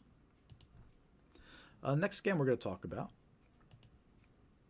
and sticking with the IRS and tax-related scams, are tax forgiveness scams. And this one always picks up during tax season. It's still circulating currently. Because it picked up during tax season as expected and hasn't really slowed down since. And these tax forgiveness scams, they're actually scammer third parties. And they're trying to trick you into... They're trying to scare you, first of all, by claiming you owe back taxes. And then they try to trick you into calling their scammer call center for tax forgiveness. Right? So let's listen to one of these phone calls as an example of what you might get. And I received this phone call. Many other people reported this exact same phone call to me. And it's a robocall. It's going out there, and it's telling everybody, you owe back taxes. But if you give us a call back in 1 week, we could help you. So they're trying to scare people. They're trying to get some urgent reaction from them. Very common tactics of a scammer. And let me play you an example of one of these phone calls that you might get. And this sounds realistic. It almost sounds like it's a real female at the end talking directly to you. But this is AI generated, and it's a robocall. Everybody's getting the same phone call. So even though it sounds very realistic, I give the AI credit. It's not. It's not some actual human on the other end. It's a robocall. They don't have your file on their desk like they claim, right? It's all a scam. And they don't know if you owe back taxes or not. So if you get a call like this, don't get scared, think you owe back taxes. It's all just part of the scam. Also, interesting comment about this. Some feedback I received from someone who received this phone call. They received it after they filed their tax. So what they thought in their mind was, what, I owe back taxes? I must have messed something up on my taxes or missed a payment or something, right? So there's different ways that someone could receive this and think like, oh, even if they did everything right, since it's tax season, they might think they did something wrong or need to update something. But anyway, I don't want to get off track. Let me play an example of one of these phone calls. And if you get one of these, don't call back. Hi, this is Lindsay Carter from the Activation Department. Give me a call back at 833-850-2527. Our records indicate you have some back taxes owed. You're now eligible to apply for them to be forgiven with the Zero Tax Balance Program. Any back owed taxes can be enrolled to be forgiven through this program. But we do need to sign up this week. Just give me a call so we can start the process. It's really quick. And I'll keep your file open here. So my number is 833-850-2527. If you've already resolved this, call back and press 2 to be removed. Can't wait to speak with you. So there's a lot of red flags in that voicemail that indicate it's a scam. Right off the bat, it says you owe back taxes. So it's trying to scare you. It says we can only help you if you call back within a week. So it's trying to force urgency out of you. It's made to sound very realistic. Like, I have your file here open on my desk. They don't. That's a recorded phone call. That wasn't a real person. It was well done, but it wasn't a real person. And again, multiple people reported that, called me as well. When you call back the number, it goes dead eventually. It's just some voicemail that goes dead, and it was nothing when I called back the number. I don't know what it does these days. This example is from a few months ago. But anyway, since then, I've gotten many variations of that call. Other people have sent me examples and variations of that call.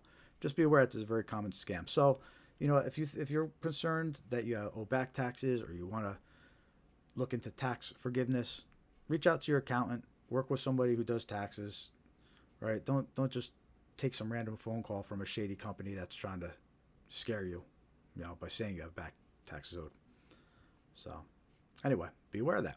That's a very common scam. Picks up during tax season. I know it's still circulating now. So, be aware of it and don't fall for it.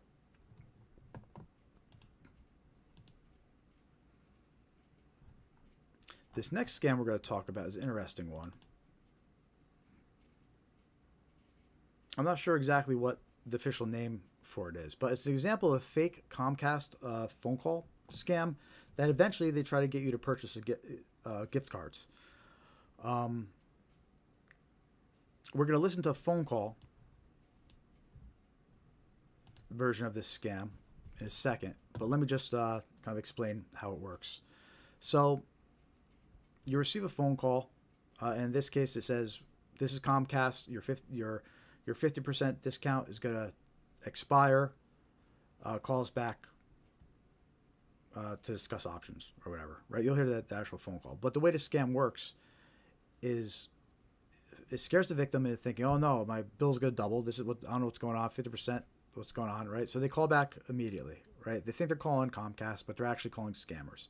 And what the scammers do is they tell the victim that your 50% promotional offer is expiring today. Your bill's going to go up, but we do have a partnership going on with Target, for example. They might say Walmart or something, but I'm just using Target as an example. We have a partnership going on with Target where if you pay the next 6 months of your internet service with a Target gift card, you could keep the special pricing, right?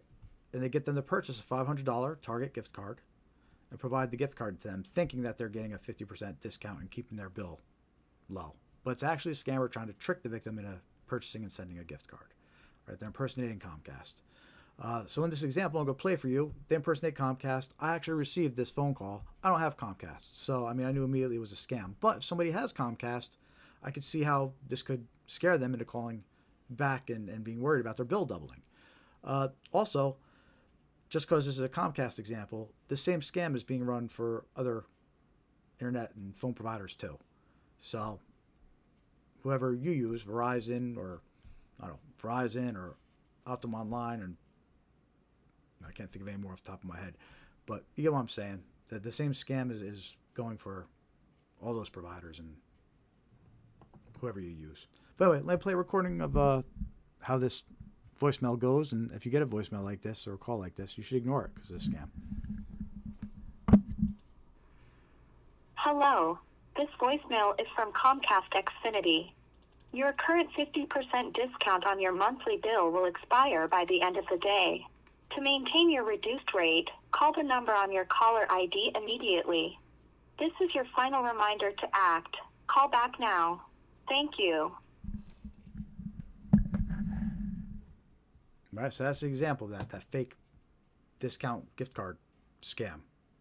Right, it says this is Comcast, your 50% discounts expire, call us back immediately. If you call back, you'll get told there's a new partnership going on with Target or Apple or someone else, and you're going to be told to go purchase a $500 gift card, and if you pay with that, you'll get the special offer for the next 6 months or year.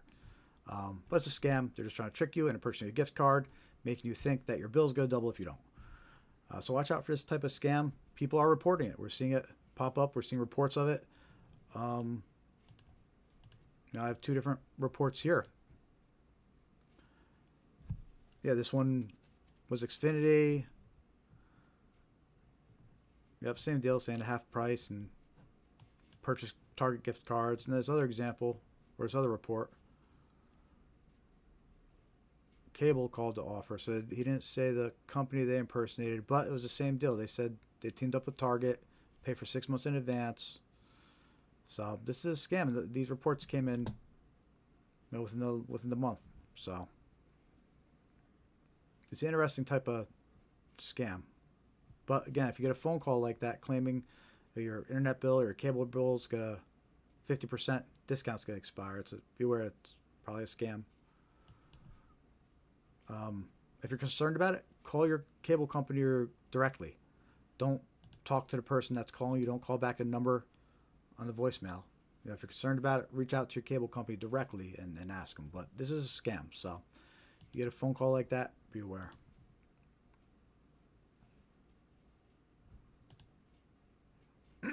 How we all doing tonight? I see Nigella has joined us. Awesome. Good to see you. Welcome back. Always a pleasure to see you. Let's see. We got Dave saying when he gets those calls, he blocks the number and he still gets more under a different number. Yep. I mean, that's what happens. That's why I kind of advise people, don't even reply. The less they know that you're going to respond, the better, because it was bad enough. They already send all these different scams on different numbers. And if you reply, you're just going to keep on getting hit with more, and it's crazy. But it's still good to keep reporting them. We get them shut down at least, and I mean, maybe it puts a little bit of a dent.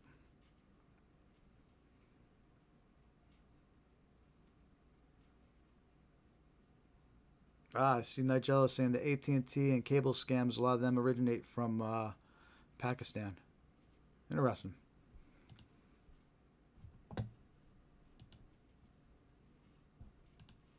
Hey, for anybody else just joining for the first time, welcome to our live stream. We do this live stream every week. It's a scam awareness live stream. I'm Jared with Scamware 101, and our mission here is to spread awareness of common scams. So that's why we do this live stream. We have a YouTube channel where we create scam awareness videos. A lot of the scams we're talking about this evening, we have videos about. So make sure to check out our YouTube channel and subscribe. And you can share some of the videos with your loved ones if you think they should know, which they should. You can join our free mailing list on scamaware101.com. We'll send you scam awareness tips and reminders when we're going live. And it's free to join. So check it out. Go to scamaware101.com and hit join mailing list. You could also follow us on your favorite social media platforms: Facebook, Threads, Instagram, Blue Sky, X, YouTube. We're most active on Facebook and YouTube, though, so definitely follow and subscribe on those. And while you're there, hit like. We usually do this live stream every Thursday, but we bumped it up a little early this week because of the holiday weekend coming up. And it looked like it was a wise decision. I've seen a lot of people in the chat, a lot of people stopping in and say hi. It's good to see everybody. So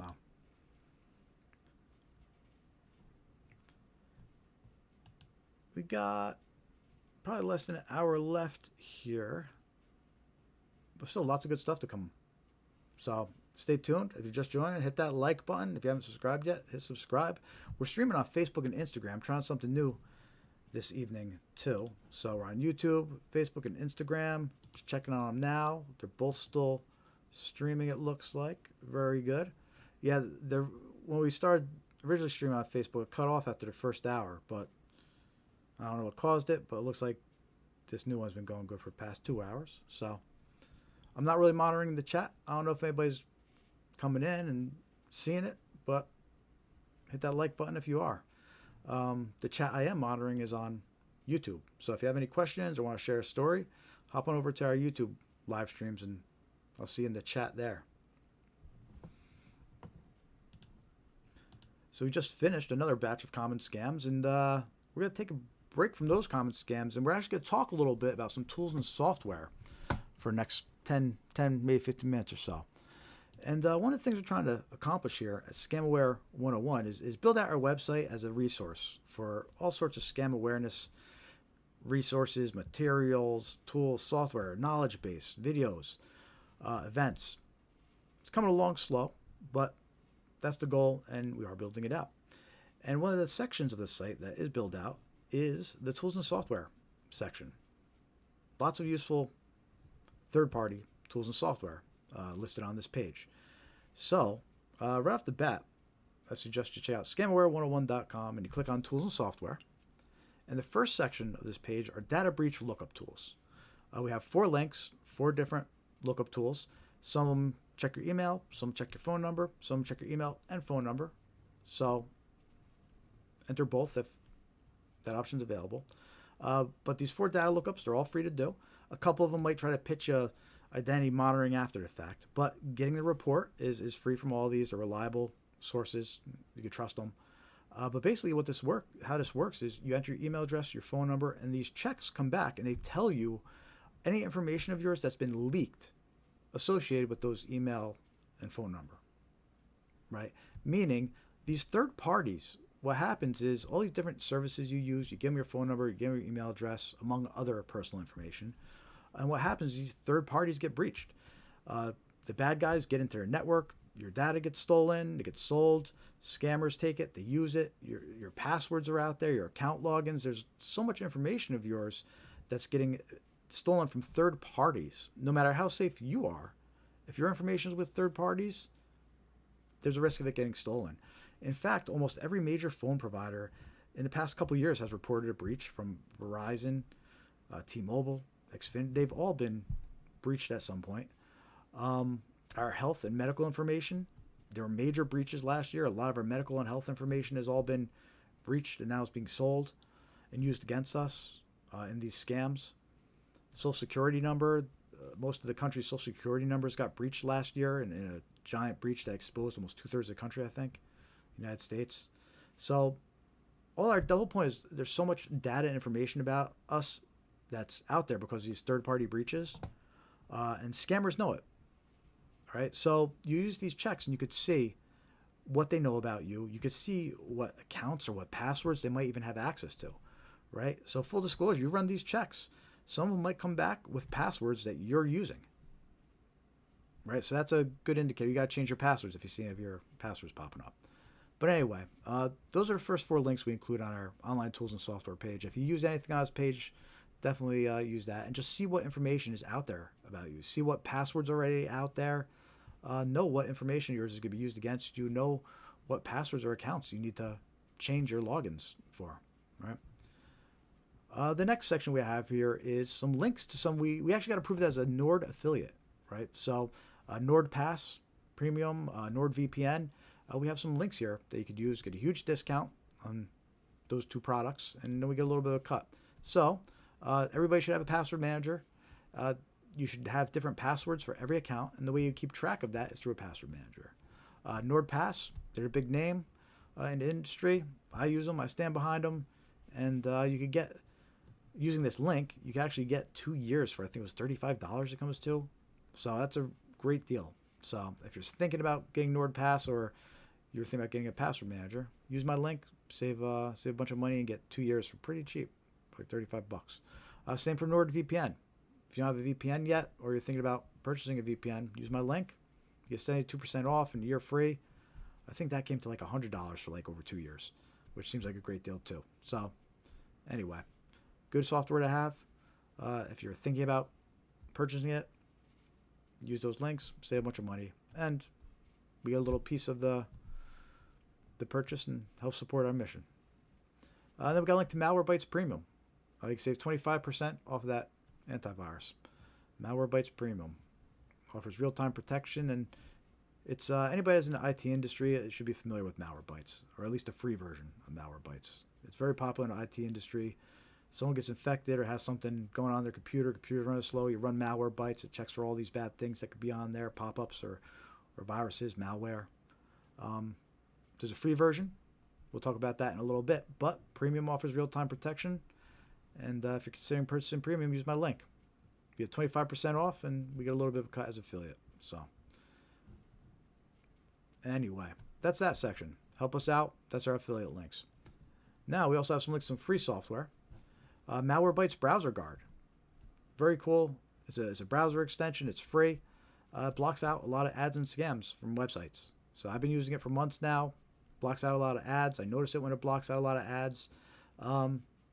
I stand behind it. And the funny thing is, it even blocks out my affiliate links above. So if you do install the Browser Guard, make sure to allow my site so you use my affiliate links. But again, Browser extension is free. Plug it into Chrome, Firefox, whatever your browser, and it's pretty good. I've enjoyed it. Then we got a link to Malwarebytes free. I mentioned premium earlier. You can use my premium link, save 25%. But the free version is a great free piece of software.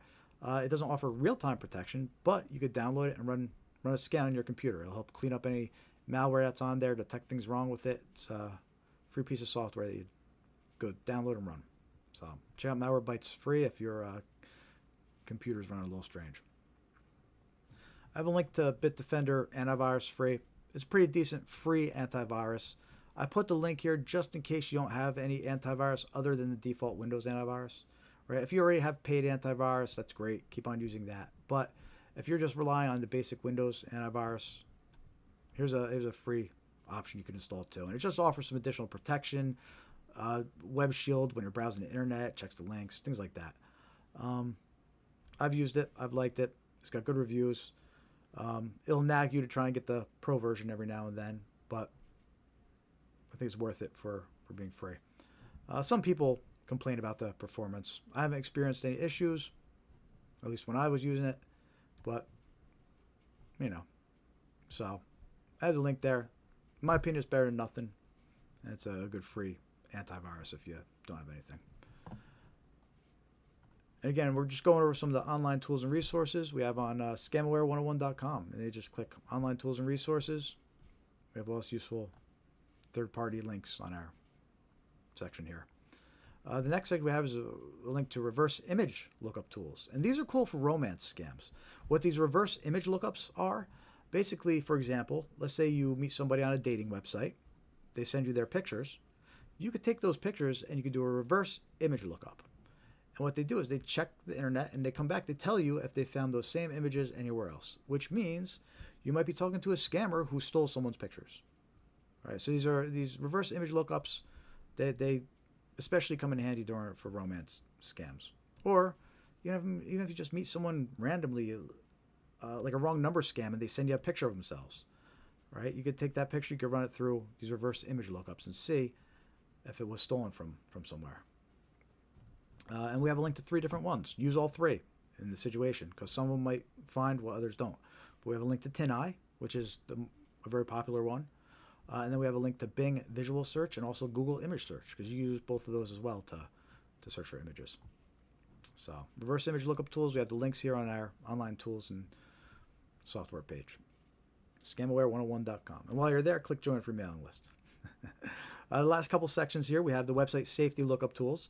So if you're just trying to research a website, see if there's any ratings, reviews, if it was detected as unsafe, reported with malware, you could use some of these tools to do some checks in addition to other research you're doing.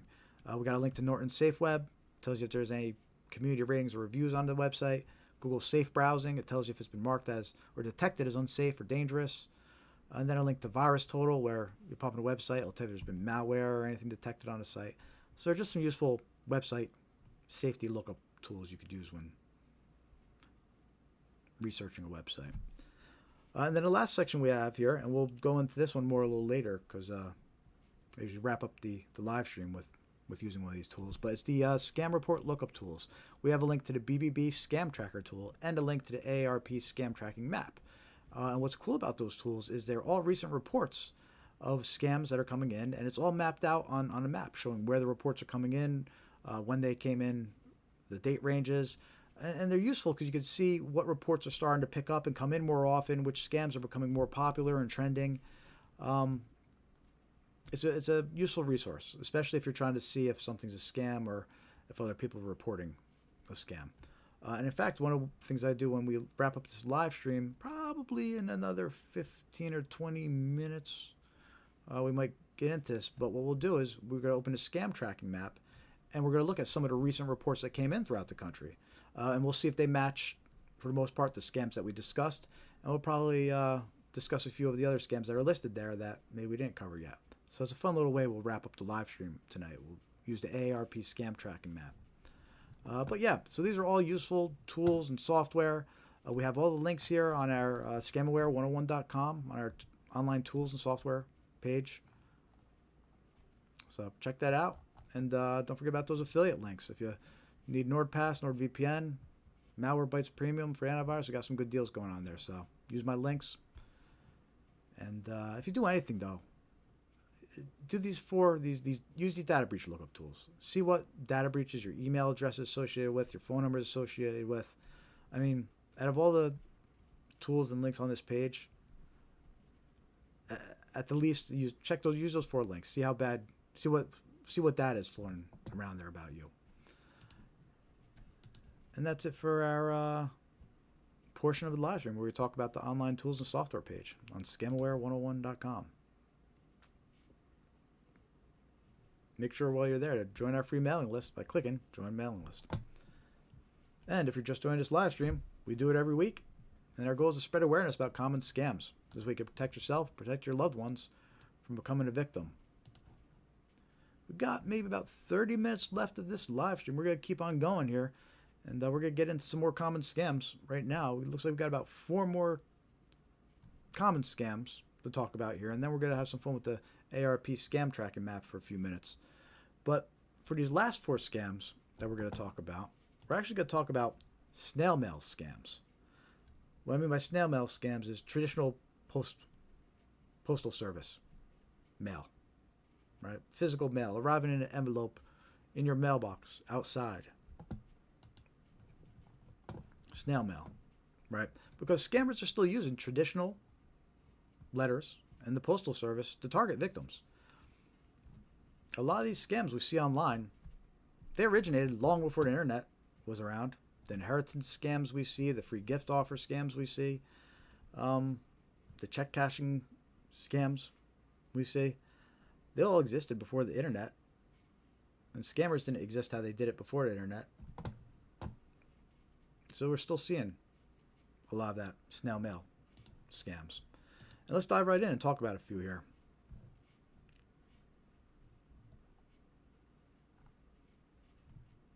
The first example of a snail mail scam we're going to talk about are free gift postcard scams. Right? You receive a postcard offering you a free gift. And a lot of these scams nowadays, they'll include a QR code to scan as well. Because of QR codes, snail mail scams have kind of had a revival. You know, before QR codes, a lot of these scams, they had to rely on a person calling a number or actually typing in a website and visiting it that way.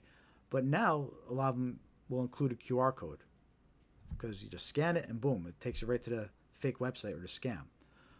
So we're seeing a little bit of a return of the snail mail scams and actual physical scams and letters. And in this example, we mentioned a free gift, right? Victims receive a physical postcard in the mail offering a free gift. And here's an example of what that could look like. Here's a postcard. You get it in the mail, snail mail, free wireless Bluetooth earbuds. In this case, it has the QR code, right? But notice how it's the earbuds, and we had the same example for a fake retail website. Remember the example earlier from the fake retail websites that had earbuds too as the fake product, trying to sucker people in. It was offering free wireless earbuds, just pay for shipping. All right? And that's what scammers do. They'll use hot items and popular items, and they just use them across their scams. So you'll see wireless Bluetooth earbuds offered a lot in these scams because it was a pretty recently popular item in the past few years. But anyway, not getting off topic, you receive this postcard. It offers you a free gift.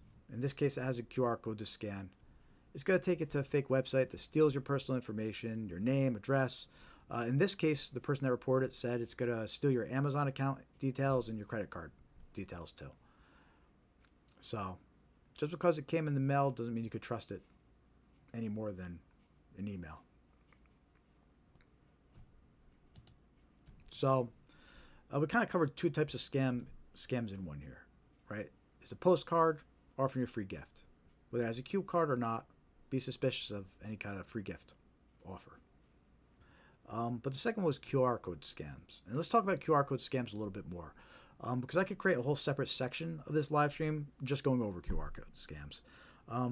They're becoming more popular now. When COVID happened, everybody learned how to use QR codes. Everybody was, scanning menus. Everything was hands-free, and everybody learned how to use QR codes, right? So now we're seeing QR codes used in a lot of scams. And some examples of these scams, whether it's the digital examples, they're sending you emails, and the emails will have QR code images or attachments with QR code images, right? And that's how they get past the link filters. They include a QR code in the email. All right. Free offers. Scan this QR code now. Right. You see it pop up online. So there's plenty of digital versions of these QR code scams. I know it's ironic talking about QR code scams because I literally have a QR code on my screen, which we'll talk about in a little bit. And I'll use as an example of ways you can verify QR codes. But some other examples of these physical QR code scams that we're seeing a lot now. Parking scams. People are taking QR codes and putting the QR code stickers and placing them on top of parking meters.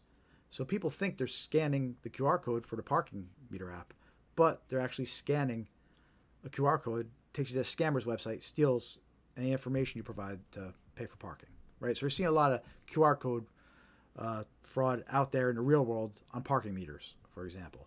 Another one is parking tickets. People are getting physical parking tickets in their windshield, right? They look like tickets, parking tickets, and it has a QR code to scan. And when they scan the QR code, they get taken to a fake website to pay the fake ticket. But obviously the information they provide will get stolen by the scammers. So those are a couple examples of real life QR code scams that we're seeing out there these days. And there's plenty more examples, just like this gift card example here that has a QR code to scan. And another one you see, again, I get the irony, but on YouTube, there's these impersonation videos, right? And a lot of them, the most common one I see are the ones that they have like Elon Musk on loop, and it says, scan this QR code to any cryptocurrency you said will be doubled by Elon. And they make it look like it's some AI generated deal from Elon, right? But if you scan that code, it's actually a scam. And, again, I get the irony because I have a QR code on my screen as YouTube. But I'm going to use this as an example of how you could trust some QR codes. First of all, the QR code on my screen, for example, it has the URL under it of where it's supposed to go. Scamaware101.com/donate, right? I'm not trying to hide where that QR code goes to. And right off the bat, if there's a QR code somewhere and it doesn't tell you separately where it's supposed to go, be suspicious right off the bat. Second, if it does tell you where to go, skip the QR code altogether. There's no reason to trust my QR code because it has the URL right there. Go to scamware101.com/donate. You don't have to scan a QR code. The safest QR code is the ones you don't have to scan. Right? I said that a couple weeks ago. I try to remember to say it every week. The QR code should give you a way to just bypass it. Right? But if it doesn't, what you should definitely do is at least preview where it goes. If you're going to risk scanning it, it doesn't say where it's supposed to go. You're going to risk scanning it. At least preview, because when you do, it'll pop up. It'll tell you where it's going, right? But at least view the whole link and make sure it's going where you expect it to go. But again, if you could avoid QR codes altogether, avoid them and go directly to the website. QR codes are like links. You don't want to randomly click on links, especially if they're not from trusted sources. And QR codes are the same thing. All they are is you scan them, they go to links, right? So be careful with all of them because we're seeing a lot more QR code scams, both in the real world and also in the digital world as well. But anyway, let me get back to these snail mail scams because that QR code scam rant originated from a snail mail scam here. The next one we're going to talk about is inheritance scams. Hey, Elizabeth. Welcome to the live stream. Good to see you. So inheritance scams, we see the email versions of these two. They work the same way, but I'm going to share a snail mail version with you because, again, these are circulating, and it's important to be aware of them. I think, a lot of us get used to being targeted online so much that we just kind of trust the mail, but it's important to remember that scams still come in through postal service too. In the case of inheritance scams, victims are contacted with claims of a large inheritance from an unknown relative. But to claim it, they must pay fees or provide personal details. And a lot of times these inheritance scams, they impersonate a law office. So you'll receive an email, or in this case, a letter in the mail, and it looks like it's from a law office. It has the letterhead, It's got a logo up there. And you can see this is dated November 29th, 2024. So this isn't even a year old yet. This is a recent scam. This isn't some scam from 10 years ago or before the internet existed. This is circulating right now. Scammers are still sending out letters and using the same scams that they've always used. But in this case, basically, the letter impersonates a law firm in Canada. It claims that their deceased client died about 4 years ago. You shared the same last name with that deceased client, and since nobody's claimed the inheritance, you're entitled to her $10 million inheritance. All right. And now, the thing to note about this letter is what they did do is it's addressed to dear whoever, right? They use the same last name as whoever it's addressed to. They insert as the deceased client. So they did make sure that the last name is matched. So everybody getting this scam letter, they do have, it'll be addressed to them, and then the name of the deceased will have the same last name listed there. So that's what they do to try to make the scam seem a little bit more believable. But anyway, it continues that they're asking to partner with you and claim this policy benefit since you share the same last name as the deceased. It's 100% risk-free. Of course, it always is, right? When you're dealing with no risk deal. I do have all necessary documentation to expedite the process in a highly professional and confidential manner. I will provide all the relevant documents to substantiate your claim as a beneficiary. This claim requires a high level of confidentiality and may take up to 30 days. Notice how they mentioned confidentiality over and over again. That takes us back to that red flag we talked about earlier in the live stream. We talked about 5 common red flags, and one of them was requesting secrecy, requesting confidentiality, and we see that a lot in here. And you know what? The fact of the matter is, if you were getting an inheritance and you wanted to tell somebody, who are they to tell you that you got to keep it confidential, right? It's shady. Especially from someone you don't know, a letter coming in out of nowhere.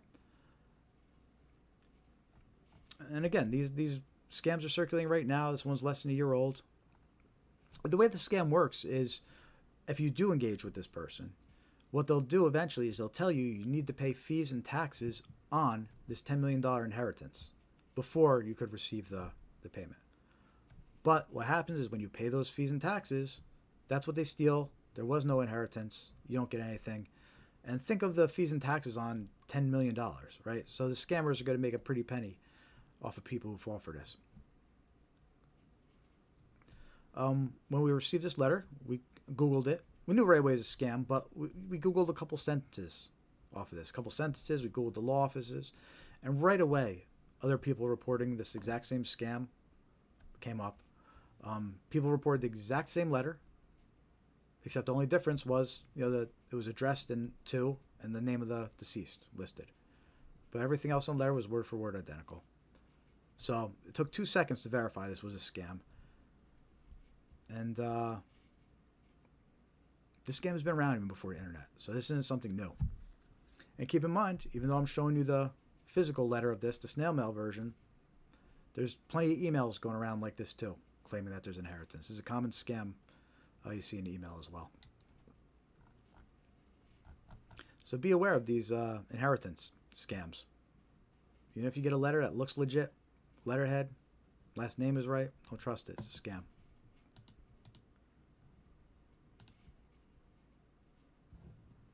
How are we all doing out there? Let me know you're watching. We're getting towards the end of the live stream here. We still got some good stuff coming up, but we're getting there. So if you haven't clicked like yet, make sure to hit that like button. If you haven't subscribed yet, make sure to subscribe.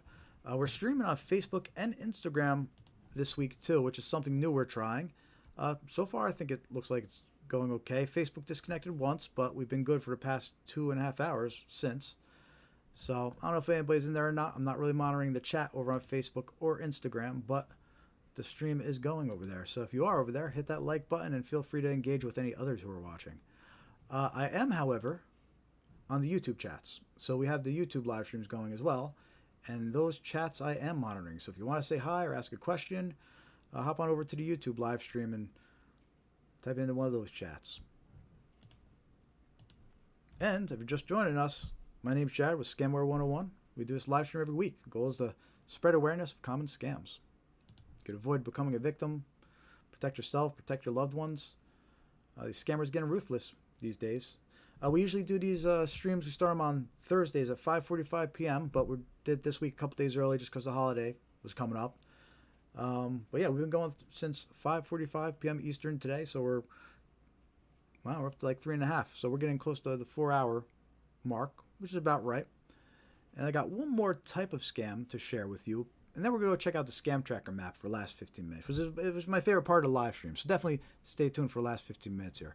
But we have one more scam to go over before we get into the scam tracker map. It's one more snail mail scam.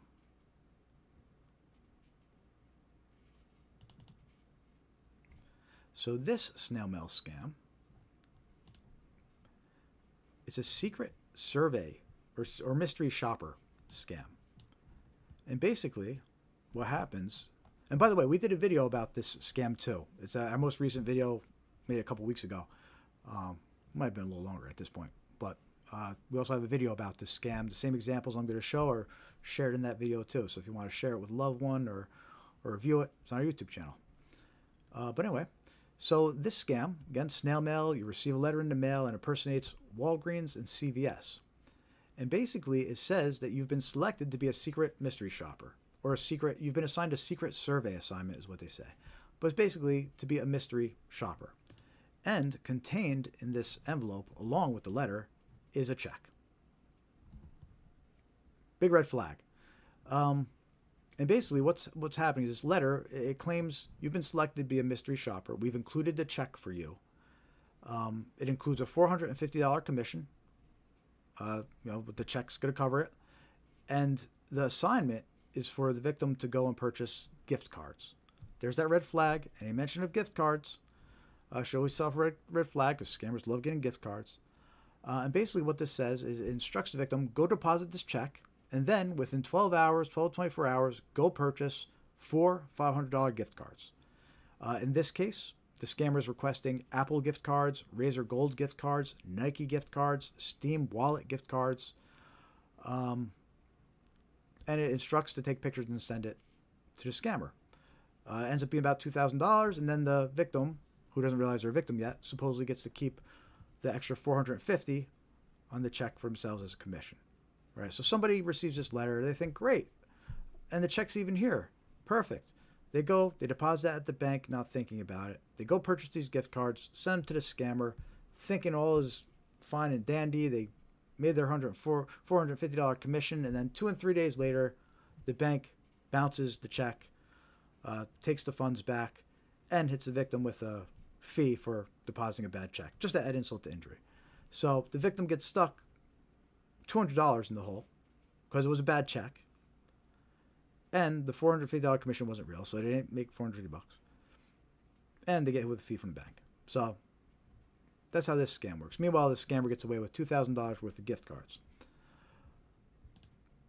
Victims tend to fall for this because they think that the money's in the bank. They think, I got a check, I deposit it, the money's in the bank, we're good. But that's how this scam tricks them. That's why it says within 12 to 24 hours, because they tricked the victim into purchasing the gift cards before realizing that being notified the check's no good.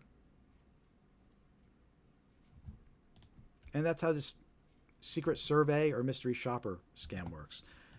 And this isn't just a one-off. So here's the first example of a letter, but here's another example.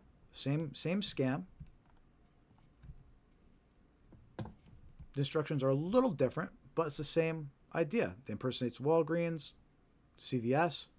It says you've been selected as you've been assigned a secret survey assignment, mystery shopper. In this case, it includes a check for $1,987. And this scammer is asking the victim to purchase 3 gift cards, $500 each. In this case, the scammer wants Apple gift cards. See, so visit any 3 of the above stores that sell Apple gift cards and purchase a total of $1,500. So this scammer prefers Apple gift cards. And what's interesting about this example of that scam or that letter, it actually has a list of different stores you could go to, where the first example, it only says go to Walgreens and CVS. But the second example here, it says Walgreens, Best Buy, Target, CVS, Rite Aid, Family Dollar, Meijer, Kroger, Safeway, Dollar General, Walmart, Speedway, Albertsons. right? So this scammer is just like, go to any of those stores and buy me Apple gift cards. Right? And again, the victim thinks they have the check in hand, they deposit at the bank. They don't realize that the funds aren't there. They only find out after it's too late, a couple days later. So, very common scam. We're seeing it pop up more recently. Those were two recent examples of letters people received, and with a check, a fake check along with them. So don't get fooled by that scam.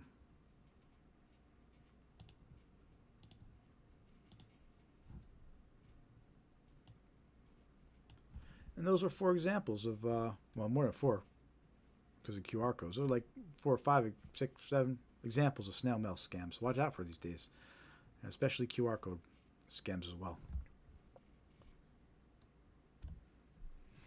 And always remember, just because I showed you snail mail versions, there's plenty of digital versions too.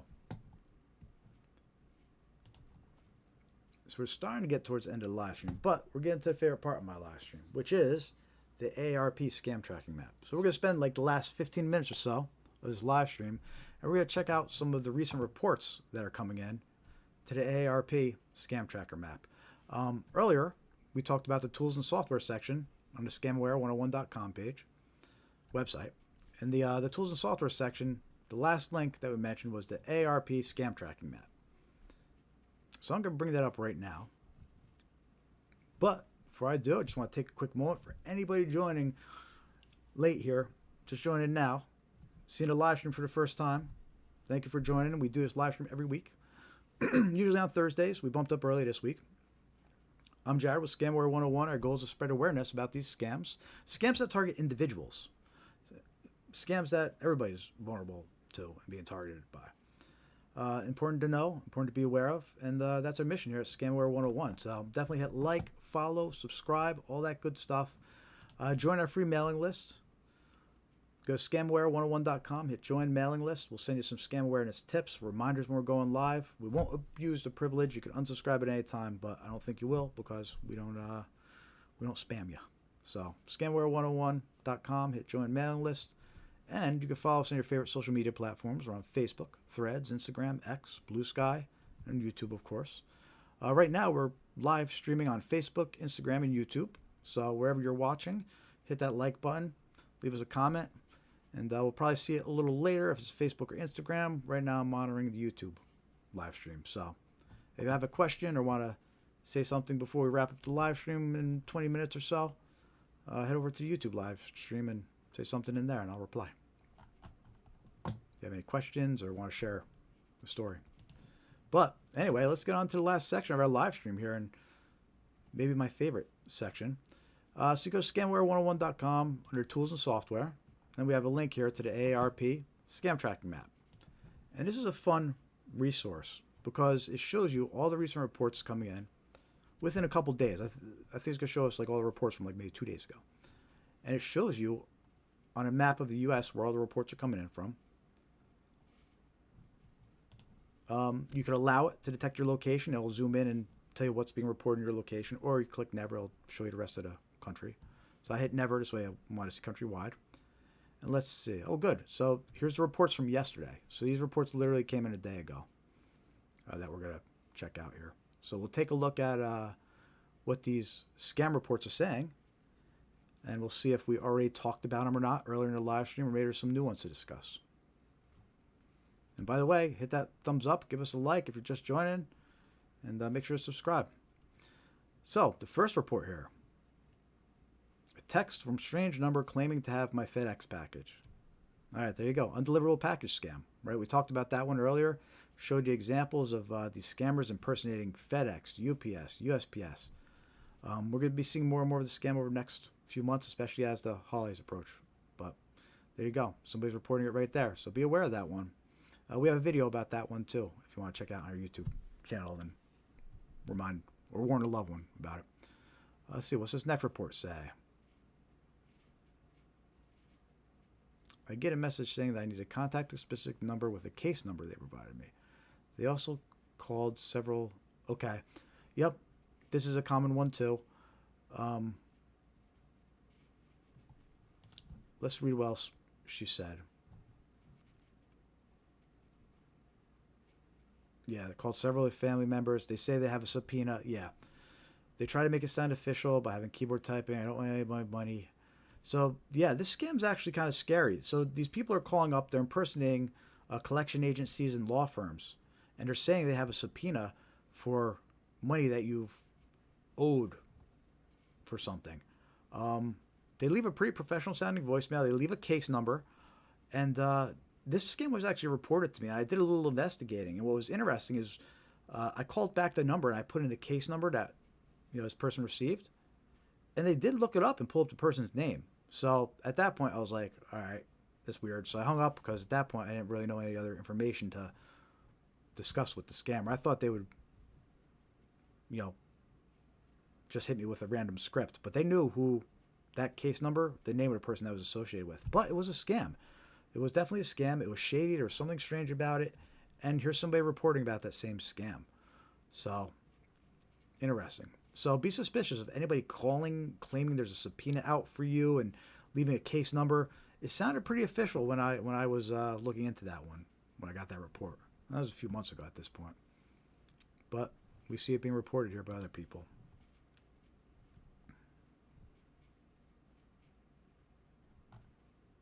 Take a look at some other recent scams here. Northern Alliance Lottery called, but I did not respond. They followed up with a letter enclosing a check, urging me to... let's see what it urges her to do with the check.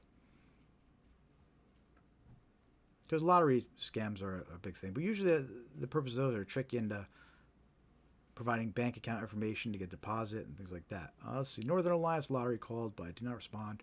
They followed up with a letter enclosing a check, urging me to contact them to receive my prize. Yeah. Anything that comes with a check, just like we used that mystery shopper example, be suspicious of any snail mail envelopes that include a check. People aren't just sending out checks. There's always something shady going on if they try to make it look like a check or include a check with the envelope. Always something shady. Here we go. Received an email from Adobe Signs saying that they had my order and owed $3.99. I deleted the message. This is probably an example of a fake order notification, because we know there's a lot of those being sent out through Adobe Sign, DocuSign, SharePoint. These scammers are using these third-party services that send out emails for signatures to bypass the filters. The filters don't realize it's a scam. They think it's a legit somebody sending over something for a signature. In this case, they use Adobe Sign. And it looks like a fake order scam. It says an order was placed for $3.99, and it probably included information to call, or a number to call, that connects to the scammer. But anyway, we talked about those earlier. Have a video on that one. Make sure to check that one out too.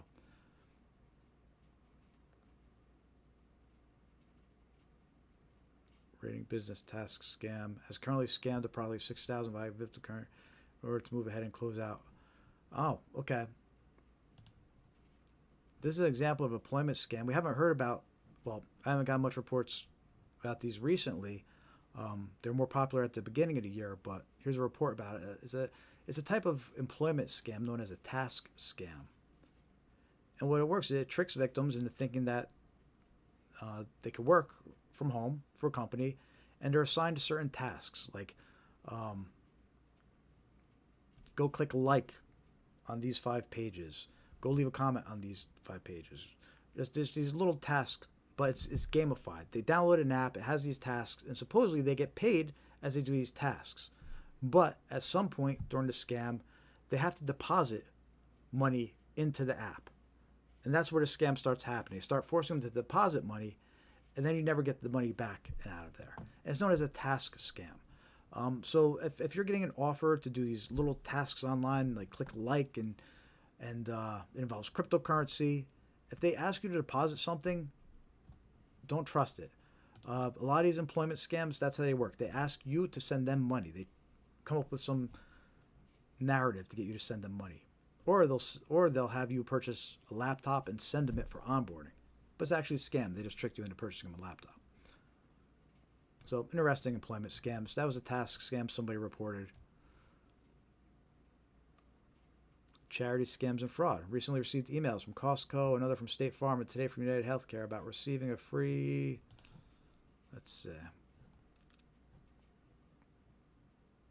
A free large cooler, Medicare emergency first aid kit, etc. Only for the cost of shipping with your... Yeah. So there you go. That's an example of a fake retail website or fake retail product. And they're using the same catch line where it's like, get your free cooler, just pay for shipping. Get your free first aid kit, just pay for shipping. But it's a scam. They're going to steal your credit card details. So they make it sound like you're going to get a great offer, but it's really to steal your details. And we talk, it's similar to the fake retail website scams we talked about earlier. The offer sounds too good to be true. Don't trust it. In this case, I mean, that's more believable. A free first aid kit, just pay for shipping. That's a lot more believable. So this scam's probably even a little bit more dangerous. So I guess the moral there is be suspicious of anything that supposedly is free but wants you to pay for shipping.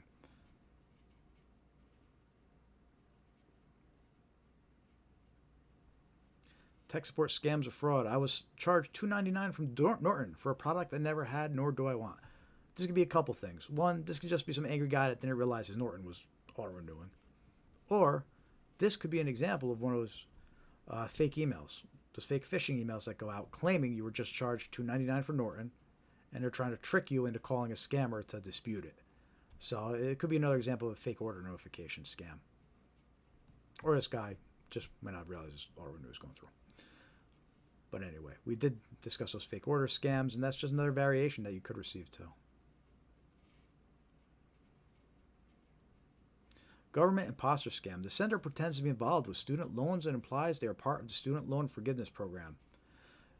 I'm not going to go into that with too many details, but I am going to point out that these scammers will impersonate any government agency, and what they do is they monitor the hot topics and trends, meaning that when student loans are being talked about a lot, you're going to see scams where they impersonate the government agencies dealing with student loans. When Medicare or Medicaid is being talked about a lot, you're going to see a spike in impersonation scams where they're impersonating Medicare or doing Medicare fraud, which, by the way, watch out for that because lots of that's going on right now and it's in the news a lot. So as if the Medicare scams weren't bad enough and need to be watched out for, we'll be seeing that a lot more. Let's take a look at one more page, 5 more reports, and see what else people are reporting. So far, we got a couple good ones in here that we don't usually talk about. So that's why I enjoy this portion of the live stream the most, I think, because it exposes us to some new things that we don't usually or might not talk about on the live stream usually. Business Imposter got a call with an auto message saying over $1,000 has been charged to my Walmart business account. It's a fake order scam.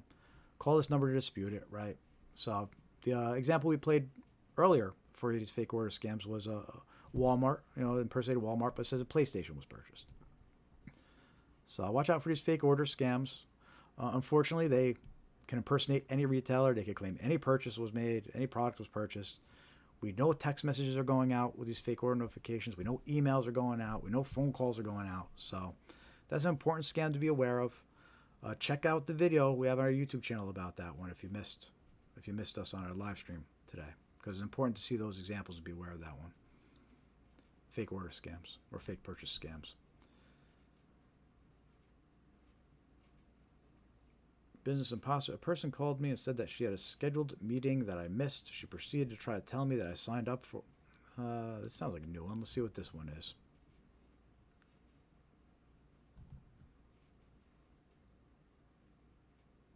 She proceeded to tell me that I signed up for their database training, which I did not. She was trying to tell me that I owe them money for training, which I do not.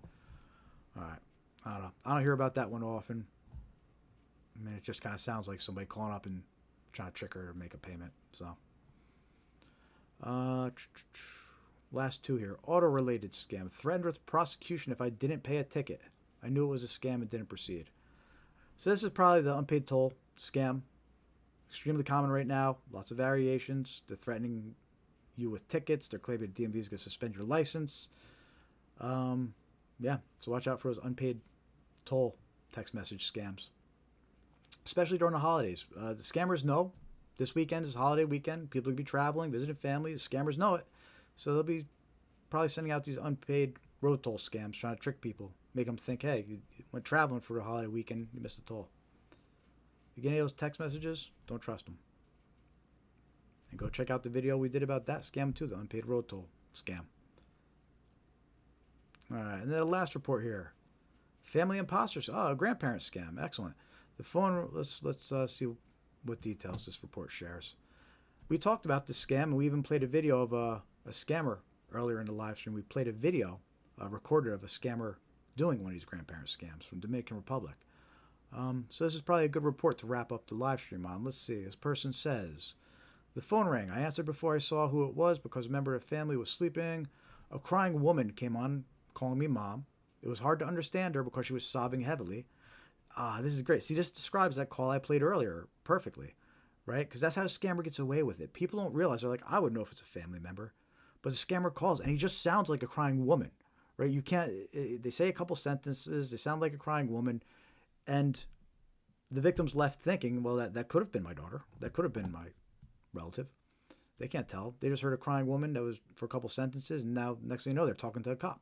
But anyway, a crying woman came on calling me mom. It was hard to understand her because she was sobbing heavily. I asked her name repeatedly. She didn't respond to that.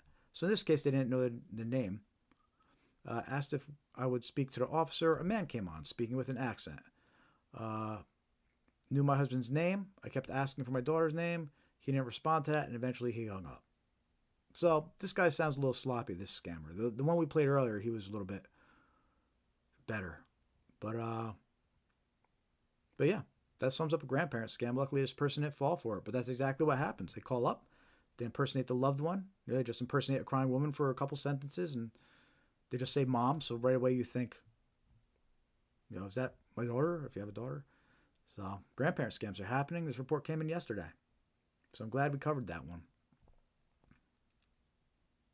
So there we go. We covered a lot of scams that people are reporting about, and we just discussed a few that we hadn't covered. So lots of good stuff there.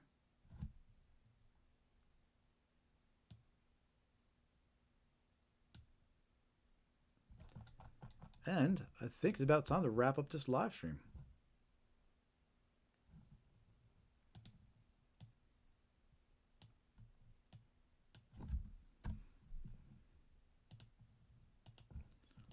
All right, everybody. That concludes our live stream this week. Thank you to everybody who attended. It was good to see everybody, some familiar faces, some new faces. Hey, before you leave, last chance to hit that like button. If you're watching us on Facebook, Instagram, YouTube, hit that like button, hit that follow. If it's on Facebook, hit subscribe. If you're on YouTube, the more likes, the more subscribers we get, the more our content gets out there. So you could help. You can help spread awareness by clicking like on our content. Don't forget to join our free mailing list.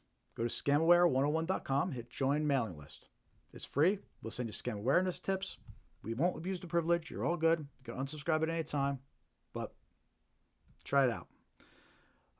Follow us on your favorite social media. Facebook, Threads, Instagram, X, Blue Sky. More followers, more likes, the better. Right? If you want to help out financially, scamaware101.com/donate. We take some donations there, or feel free to hit that super thanks button over here on YouTube. We appreciate anything we could get. Next week, we'll be here on Thursday, 5:45 p.m. Eastern, our usual time. You can check our upcoming event schedule here on our website or on our Facebook page. We have events. But our next one is July 10th, Thursday, July 10th. You go RSVP to the Facebook event if you need a reminder, or join our mailing list. We'll send out a reminder an hour before.